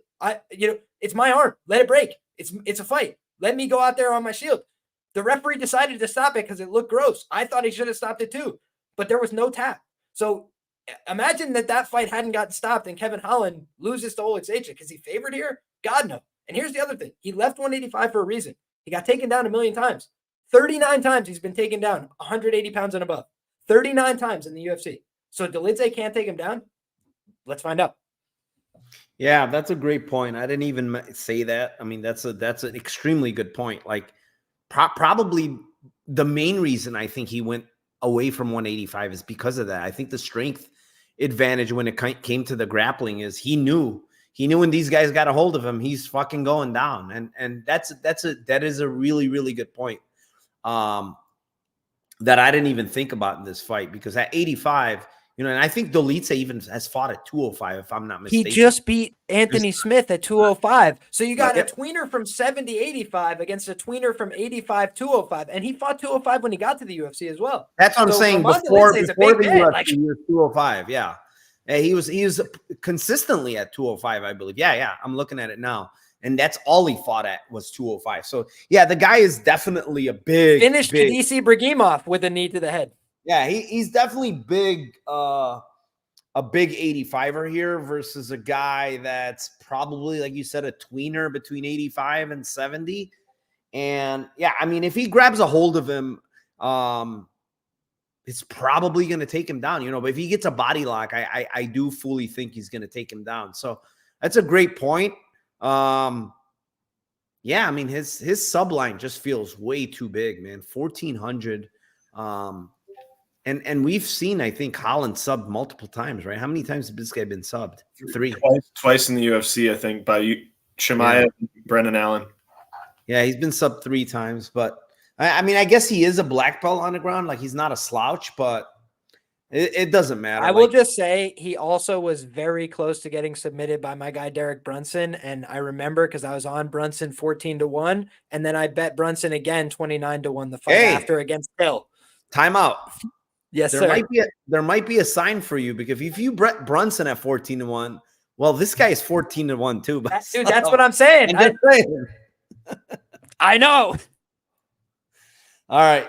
Yeah, maybe you guys. I might have changed my mind here after listening to your guys' breakdown, especially the 85 stuff. One guy's a big 85er, while the other guy should probably not even be at 85. But yeah, let's move on. Fight number 10. It is in the bantamweight division. It is the 32-8 Jose Aldo versus the 14-2 Mario Batista. And Timothy, you got this one, my man. This is kind of my favorite fight of the card. I'm most excited for. Probably one of the best matchups so far. Thank you, Kiko. I'm the most excited about this fight. This is another AARP fighter, but I think he's looked pretty good. I think similarly to last fight with Aldo versus Jonathan Martinez, I just think that this is like, I just think when you look at a guy and you're saying like, all right, striking, a little bit chinny on what's his face? I forgot his name. And Aldo's just a guy that I think striking wise in this fight with great takedown defense it's just Batista's going to be throwing volume, probably going to have more volume edge, but just leg kicks for Aldo. Hopefully he brings them back. I don't know. I just feel like Aldo's just a better striker, cleaner striker. I think that the only edges in this fight for Batista are cardio and a slight volume edge. I don't think that Batista is going to be able to get this guy down. Would be pretty shocked if he was. If he does, I don't think he's holding him down. So yeah, give me Aldo by decision plus 200. This is a used Corolla, technical terms, and Aldo by split decision plus 700. I think that it's a good spot for him, and I think that he should be able to potentially keep his momentum swing going. All right. Timothy is on Aldo. Liam, what do you got for the GOAT of Brazil is back? What do you got here for us? Yeah, I think that it's Aldo by KO. And it's a big number. It's like plus 700.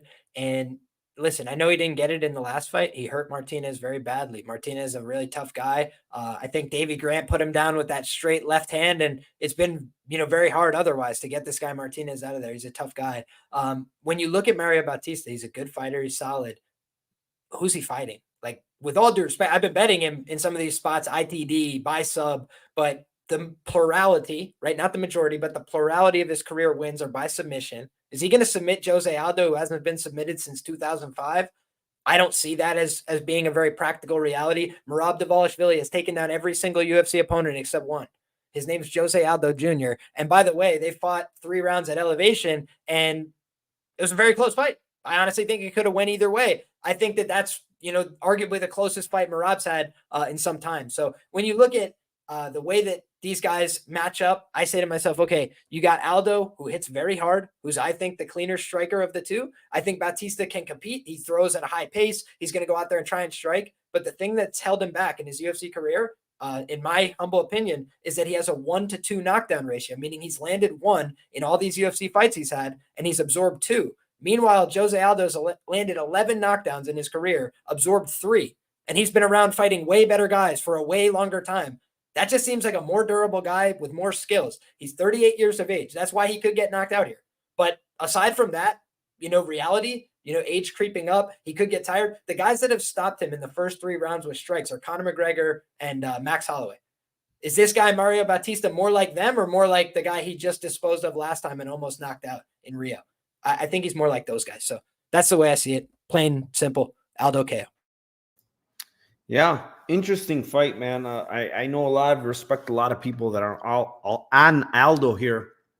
And I was on him last fight as a dog against what the hell is his name? That Martinez, yeah, Jonathan Martinez. And he looked good there. I don't think he looked anything special, but he looked good. He's a decent dog there. And he looked good in that fight. I do, however, think Mario Batista is the better fighter than Jonathan Martinez. I think Jonathan Martinez is more of just the kicker for the most part. The guy's hands are not great. He really doesn't offer much in the grappling at all. So as a well-rounded fighter, as a better technical striker overall, I do think Mario Batista is better. And Mario Batista has very, very good cardio, right? So all those things put together, I kind of lean him in this fight. I do think he's the rightful favorite. I love Aldo, but I think his volume is a little bit, iffy to me. And the other thing is he's 38. And again, this fight is at, elevation. And I don't know how that affects his cardio. And his cardio is not great at this point. And also, when you look at him on the scales again, man, the guy absolutely kills himself to get to 35. He looked like a ghost on the scales today. So the guy is definitely killing himself to make 35. And, he's 38 years old against a young, hungry guy like Batista, and listen, can Aldo chin him? Hell yeah. The guy still hits hard. We saw him last fight. The guy can kill you, and he throws everything into his shots. You could see it when he's throwing. He's not holding anything fucking back. So, I do think more likely than not, this fight hits the scorecards. Split decision sucks. I kind of feel like it's one of those where Batista does get off a lot more volume, but I do think, the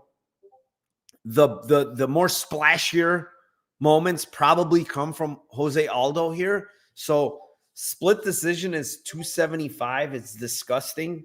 I really don't like giving out those lines. Honestly, it's just a terrible line. And I can't really give out decision for these guys. When you look at the decision prices, you might as well just fucking play the money line. Aldo decision is plus 190. Just play his money line, guys. It's plus whatever, 110, 120. There's no point of playing fucking decision. So the problem is I feel like this fight goes way more often than not. And I could see a world where maybe Aldo finds a KO like Liam says, but I kind of think this Batista guy is on some special sauce and I don't think it's the same guy from back in the day. So yeah, I mean, split decision is how I'm going to go. And if you like the Aldo side, and Aldo by split is 7 or 8 to 1, I think. That's probably where, I would lean 8 to 1 Aldo split. I don't think any one of these guys is running away with the decision. Honestly, I really don't think if it hits the scorecard, it's going to be extremely close.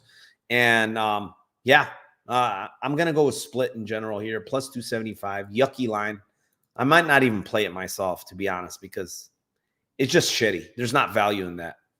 Moving on, fight number 11. It is in the bantamweight division. It is the 16-8 Raquel Pennington versus the 10-5 Juliana Pena. And Liam, off to you, my friend. Okay, here we go, my man. First and foremost, I think that there's a couple different ways you could look at this. Either woman inside the distance is plus 4XX, and I think, there's Probably wrong.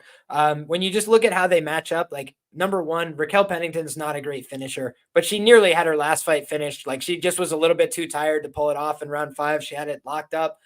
Then you look at the, prior moments in that fight. I mean, she was nearly submitted like 3 or 4 times. Like going back and rewatching the tape, it was horrific because I said Mayra Bueno Silva should beat her, and Mayra Bueno Silva beat herself. Like she had the better skills. She should have won the fight, and she blew it. So just no two ways about that, right? And hats off to Raquel Pennington. She did her job. She stayed consistent for 5 rounds. For me, this is a tale of 2 fights, right? I think Juliana Pena is on the right sauce, right? I think she got doctored up. I think she's trying to do things the right way, but she's been out of the cage for a very long time.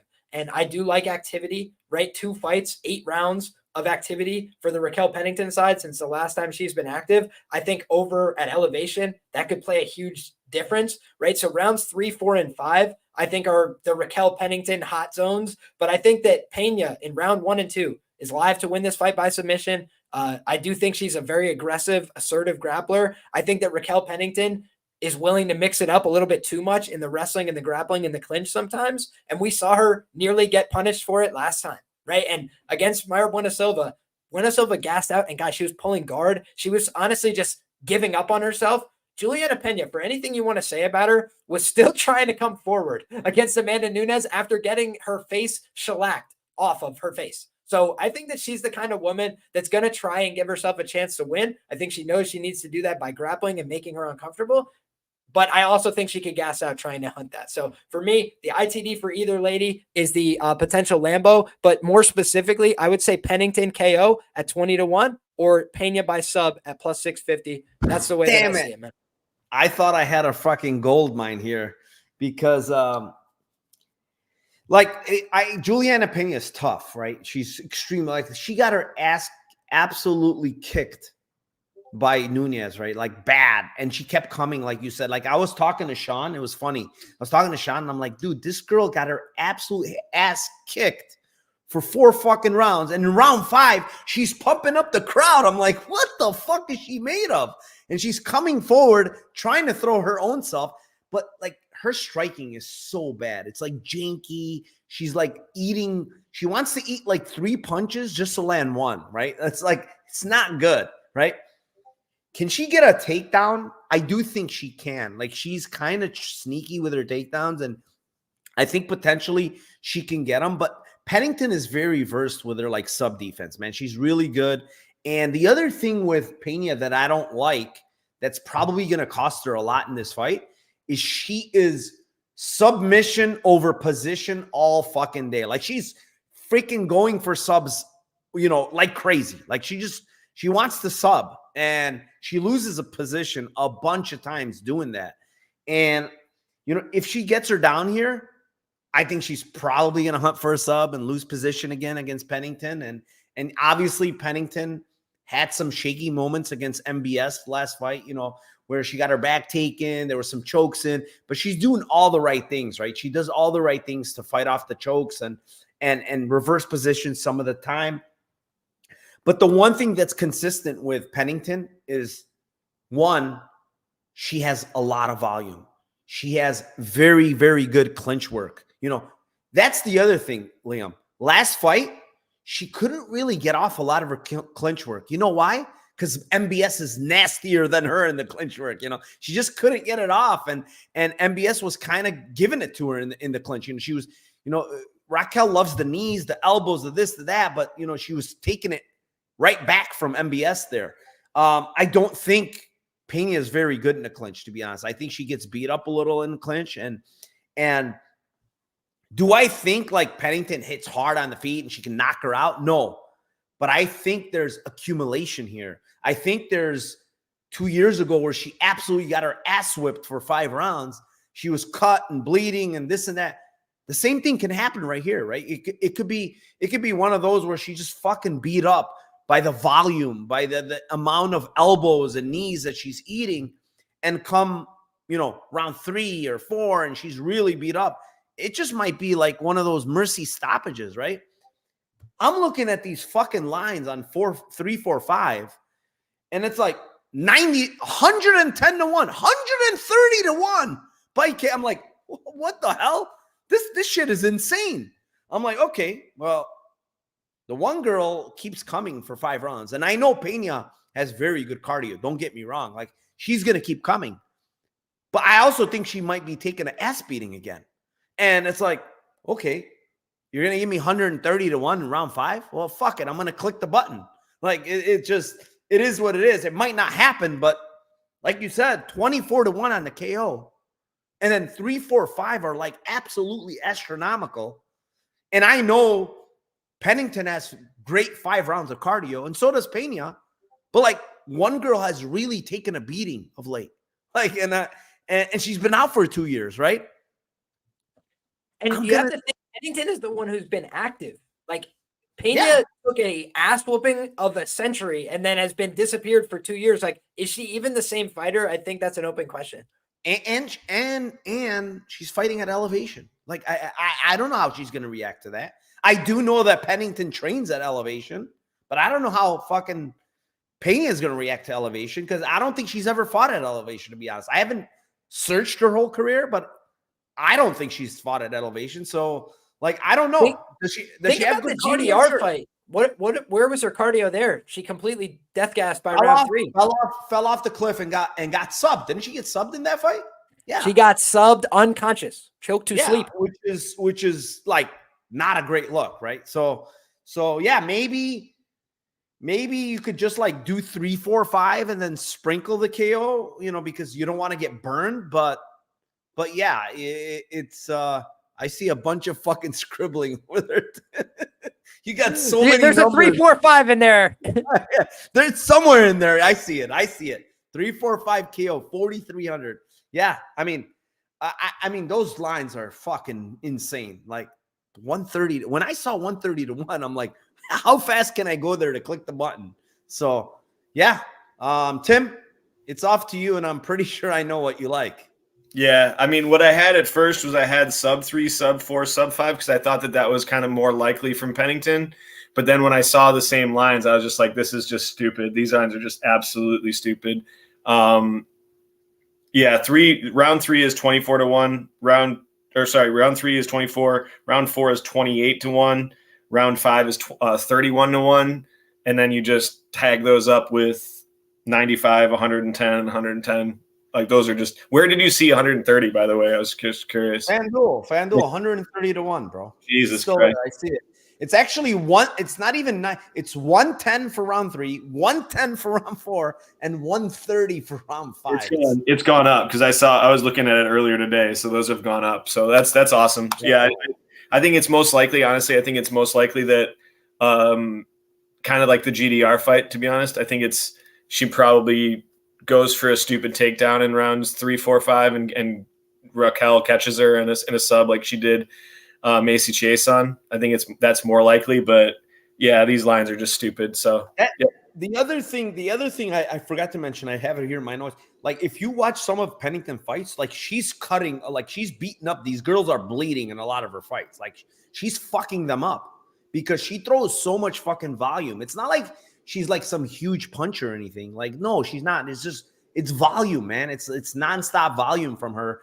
And quite frankly, fucking Pena is a punching bag on her feet. She really is. Like, she just has no defense. So, yeah. All right, let's move on. 523 live viewers. Shout out to you guys. I appreciate you guys. Liam is bringing the fire today. I appreciate him and my co-host, Timothy Troiano. And with that being said, guys, hit the like, subscribe to the channel if you haven't. I would really appreciate it. Also, go over to Liam Picks Fights on YouTube. Subscribe to his channel. I left the link down below. Shoot him a follow on Twitter.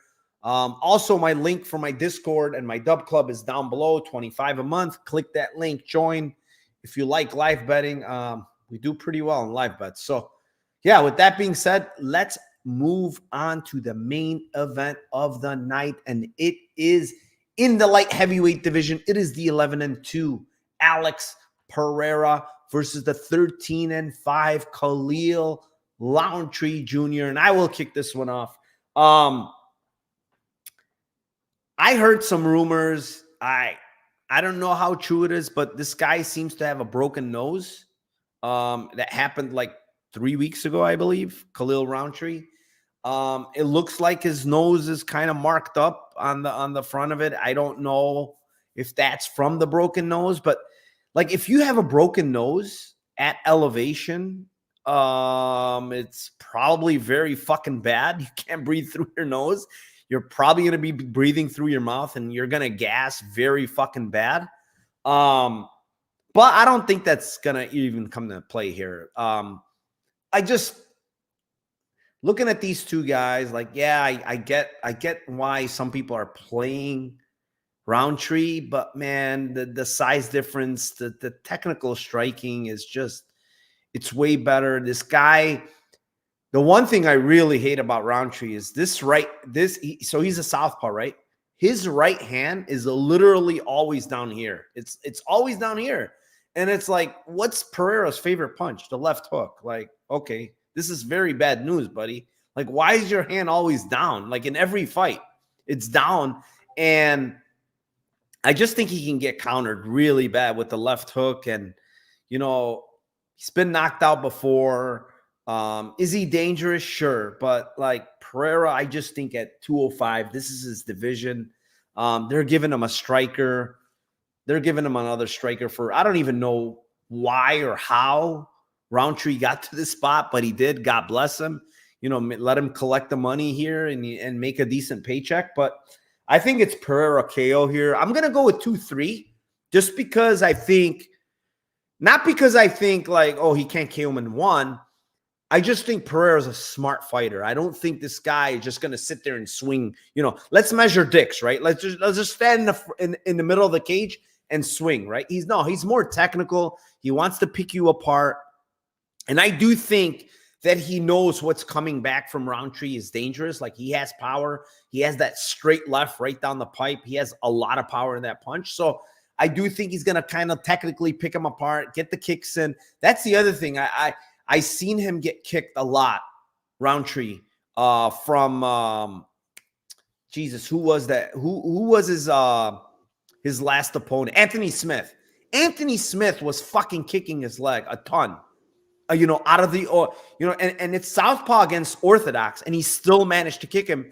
And Alex Pereira has a very, very good, you know, lead leg kick. He does that a lot on the kick on the outside. So, yeah, I think that's going to bother Khalil a bit, and then it's going to open him up. So, I like Pereira KO 2-3 here. It's a used Toyota Corolla, but it's plus 240. I just think he gets it done in those rounds, most likely round 2. So, yeah, Pereira KO for me, 2-3 here at plus 240. Tim? Yeah, Dustin Jacoby also ate his leg up a ton. And then I think that fight too for me is like, I might be in the minority here, but like I personally like Khalil Rountree as a person a lot and his story a ton. Think it's very motivational. Dude's open about mental illness and shit that he's had with depression and his weight, all those issues and fighting back. So I think it's a really great story. I think it's cool that they've given him a shot. So I'm not like on the, you know, the bandwagon of like, why the fuck is this happening? All that stuff. I mean, I think it's good for him. They obviously want Pereira to have a couple more fights and be champion before he fights Ankalaev. Yeah, I just think that this is just a tough matchup, obviously, for Khalil. This is, you know, if he was getting outstruck the way he was versus Dustin Jacoby, now you're talking about a southpaw that's going to be able to just has better striking, more powerful striking, better combinations, better reads than Jacoby, just completely better all the way around. The only knock really on Alex Pereira is, to me, the only like real weakness in his game. The two, obviously, people that are very strong grapplers and very strong wrestlers that can get him down. He's a kickboxer. And then the other is, it just seems like his chin is not that great. Like he can be hit. He can be knocked out. So, I mean, that's puncher's chances for Khalil, but I'm on the same as you, man. I'm on KO2, KO3. I think he tends to get his reads in early in round 1. And then once he does, he goes ballistic on guys and then finds his read and then finds how he wants to kill. I think it's round 2, round 3. I will say this, that if it gets to if he doesn't finish him in 2 or 3, I think it is possible that it does go. just from the, not necessarily that he can't get a finish in round 4 or 5. He finished Izzy in round 5, but it's more like just the gas factor. Like I just don't know if it's going to be just one of those situations where both these guys look death gassed after 3, and then and you're just like riding it to decision at plus 950. But I think it's round 2 as well, or round 3 as well. All right, Liam, main event, Poetan versus Rountree. What do you have for us? Oh, well, boys, I think we know what's supposed to happen, right? Like, I think we know why the fight was booked. I think we have a grasp on those things. They've got a guy who's a marketable guy, face of the UFC in some ways, and he is a better stand-up fighter. So they don't want him out there against a guy like Ankalaev or somebody like this, going to try and drag him down, put his butt on the canvas. They want somebody who's going to swing with him. But I do think there are pros and cons to that approach, right? With the con being, if he loses, it's like his legacy takes a big hit, I think, because Khalil's not regarded as that same level. But here's one thing I want to note from my research, right?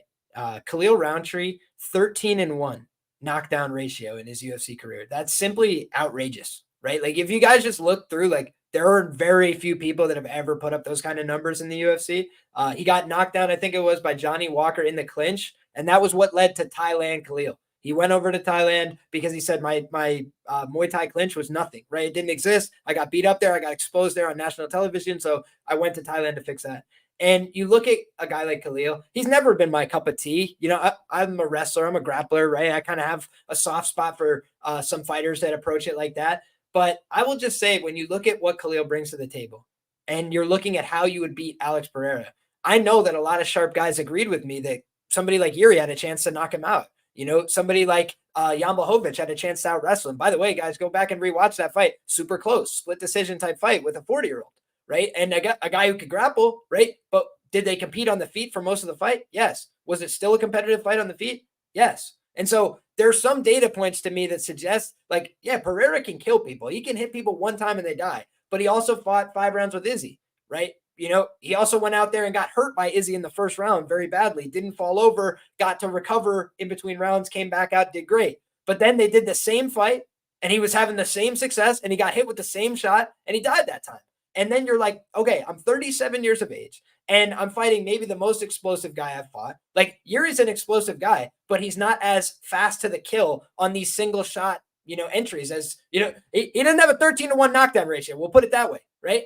Yuri's all over the place. He's very wild and chaotic. Khalil's a little bit more basic, but if you go back and watch the Gokhan Saki fight, which I know was a few years ago, it's not a perfect analog. Gokhan's a little bit smaller. But if you just look at how they matched up, Khalil came out there, showed him no respect, was throwing faster, harder, committing more to his shots, and he just killed him.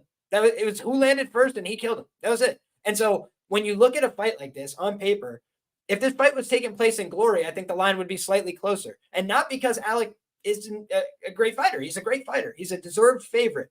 But I think the price is prohibitive because I think we know he can get knocked out. I don't know how his cardio is going to translate. It looked fine, right, at 36 and 35. He's been getting these first-round knockouts. How is his cardio going to look in an extended fight if he faces any resistance? What if he gets hit with a big shot and he has to recover? Does he have that recuperative ability? And then here's the last thing I'll note. At 37 years of age, when everybody wants to hang out with you, and now you're the talk of the town, and now everybody's shining your shoes, when do guys start to take these falls? It's when they're a star. It's when everybody wants your attention. It's when you got 50 other things to do during fight week, and this other guy is just flying under the radar, chilling, cool in the gang. Nobody wants to talk to him. Nobody cares, and he's doing his own thing and ready to capitalize. He's been in the UFC way longer than this guy. So, yeah, he's had a weird run through the UFC. No doubt about it. I'm not a Khalil guy. But the numbers, the data says he's 5-1 as an underdog for 105% ROI. He's the guy who's 3 years younger, and they're playing punchy kicky, and it's plus 360. Let's find out. Again, it's like, for me, it's a dogger pass, and that's the Lambo. You know what we didn't mention is the ban when he got popped for his steroids or whatever the hell it was in his urine. It is a talking point because that happened. Was it his last fight? Yeah, against Jamal Hill. Yep. So it was against Jamal Hill that didn't he pop for something? I thought. Let me check. And he said he blamed it on somebody, and he said it felt like a death of a family member. He had a whole anabolic steroid, DHE. He's full of shit. You know, it definitely had something in his body, and you know, that fight got pulled, and you know, probably he's not on that stuff anymore, or whatever he was on. You know, most likely. But I will say one thing though, Liam. I know you mentioned the cardio, but like we've seen Rountree's cardio awful.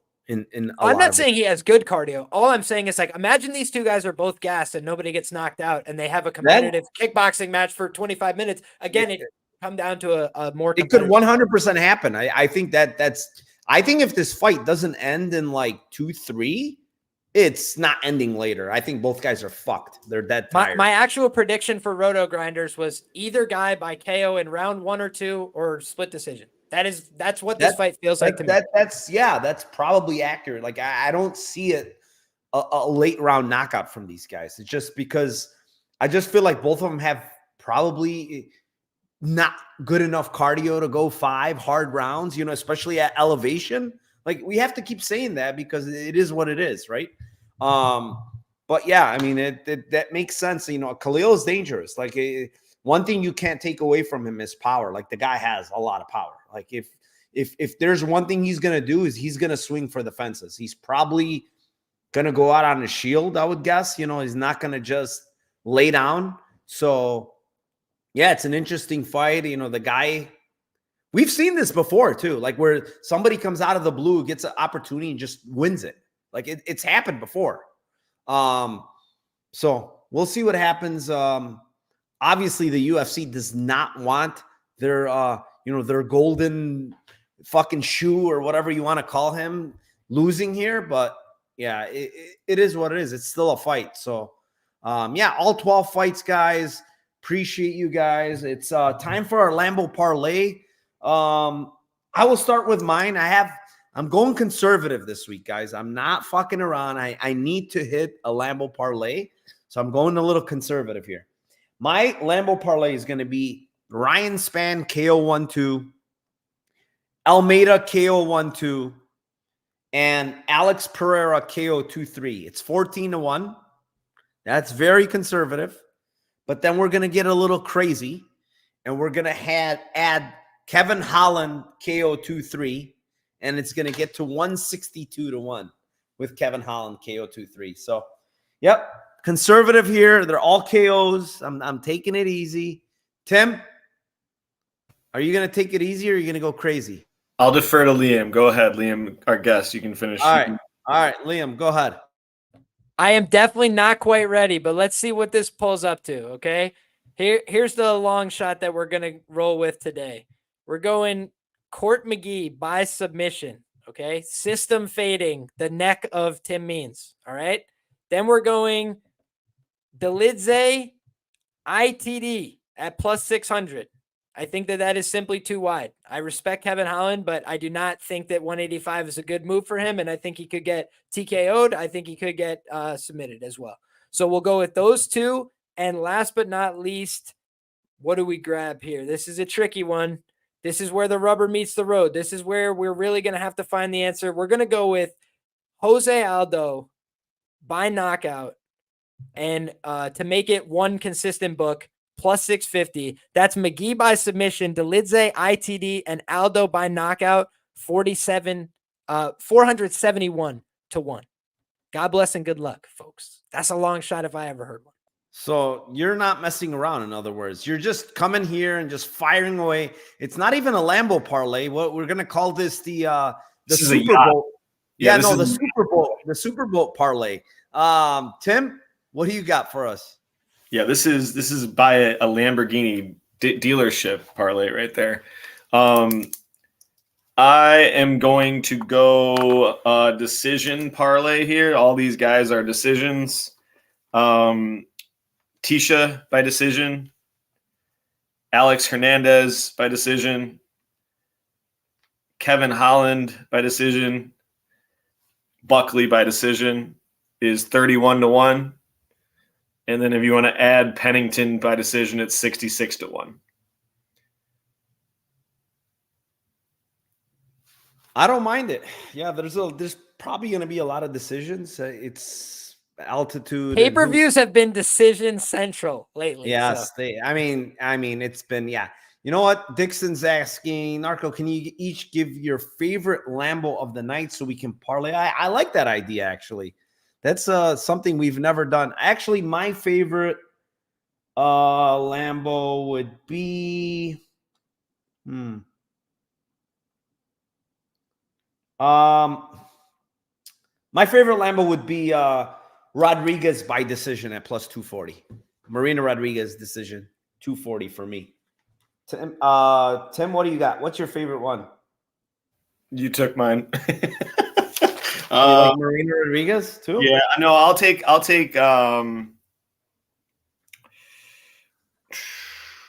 yeah. Liam has one. Liam's smiling already. He's like, I got one for you guys. What is it, Liam?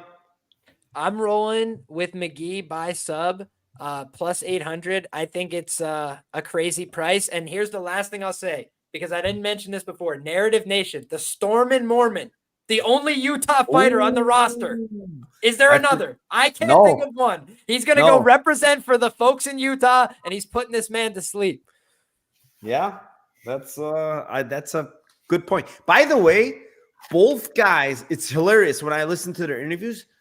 Both guys, after their two fights ago, both guys at the fresh age of fucking 40 or whatever they are, signed 4-fight contracts. This is the second fight of their 4-fight contract. So they're not going anywhere. They're staying in the UFC. I'm just letting you guys know. They got 2 fights apiece coming up. Tim, what's your favorite one? I'll do Alex KO 2-3. Alex KO 2. Alex Poteria, right? Pereira, yeah. Yeah. All right. There you go. So it's Marina Rodriguez decision, McGee sub, Alex Poetan KO 2-3. Imagine that hits. That would be that. I would have to give Dixon credit for that one because he came up with that idea. All right, guys. Thank you very much. 562 live viewers. Appreciate you guys very, very much. Appreciate my co-host, Timothy Troiano, and our special guest, Liam Picks Fights. And with that being said, Liam, floor is yours. Tell them where they can find you. I'm sure everybody in here knows you. Shout out whatever you want. The floor is yours, my man. Appreciate you big time, brother. It's been a pleasure, right? I absolutely love hanging out with these guys. I'd have shot the breeze if this was a phone call with these two gentlemen. So I appreciate all you guys that choose to spend your time with us, rocking with us today. If you guys have an appetite for more conversation, please go ahead and tune in 11:45 live to Thrive. Going to be doing my whole bets and banter show. And so I'll expand a little bit on some of these ideas. I know people are giving me grief. He can make a case for any underdog. Yes, I can, brother. If you go back and look at my track record, that's where I do better. I'm better as an underdog better and over 20% ROI doing this for 5 years, betting on big underdogs. So I take big risks. I'm willing to look like a fool. That's why I was there on Leon Edwards on what we call Leon Island. You remember? So these are the kind of things that I'm willing to look like a fool. Alexa Grasso, same thing, plus 650. She closes what? Minus 150 in the final iteration. So God bless everybody. If you're looking for more content, Liam Picks Fights everywhere on YouTube, especially tonight, 11:45. Thanks, guys. Yeah, guys, go ahead to his channel. Guy breaks down fights. Great guy. Yeah, I mean, if you're a dog better this year, you're probably in the trenches like me because I'm a dog better. And, you know, I had Roosevelt Roberts last week, dude, plus 730. Was that a bad bet? Me too. People were giving me grief in my replies. I was like, fair enough. Can't please everybody.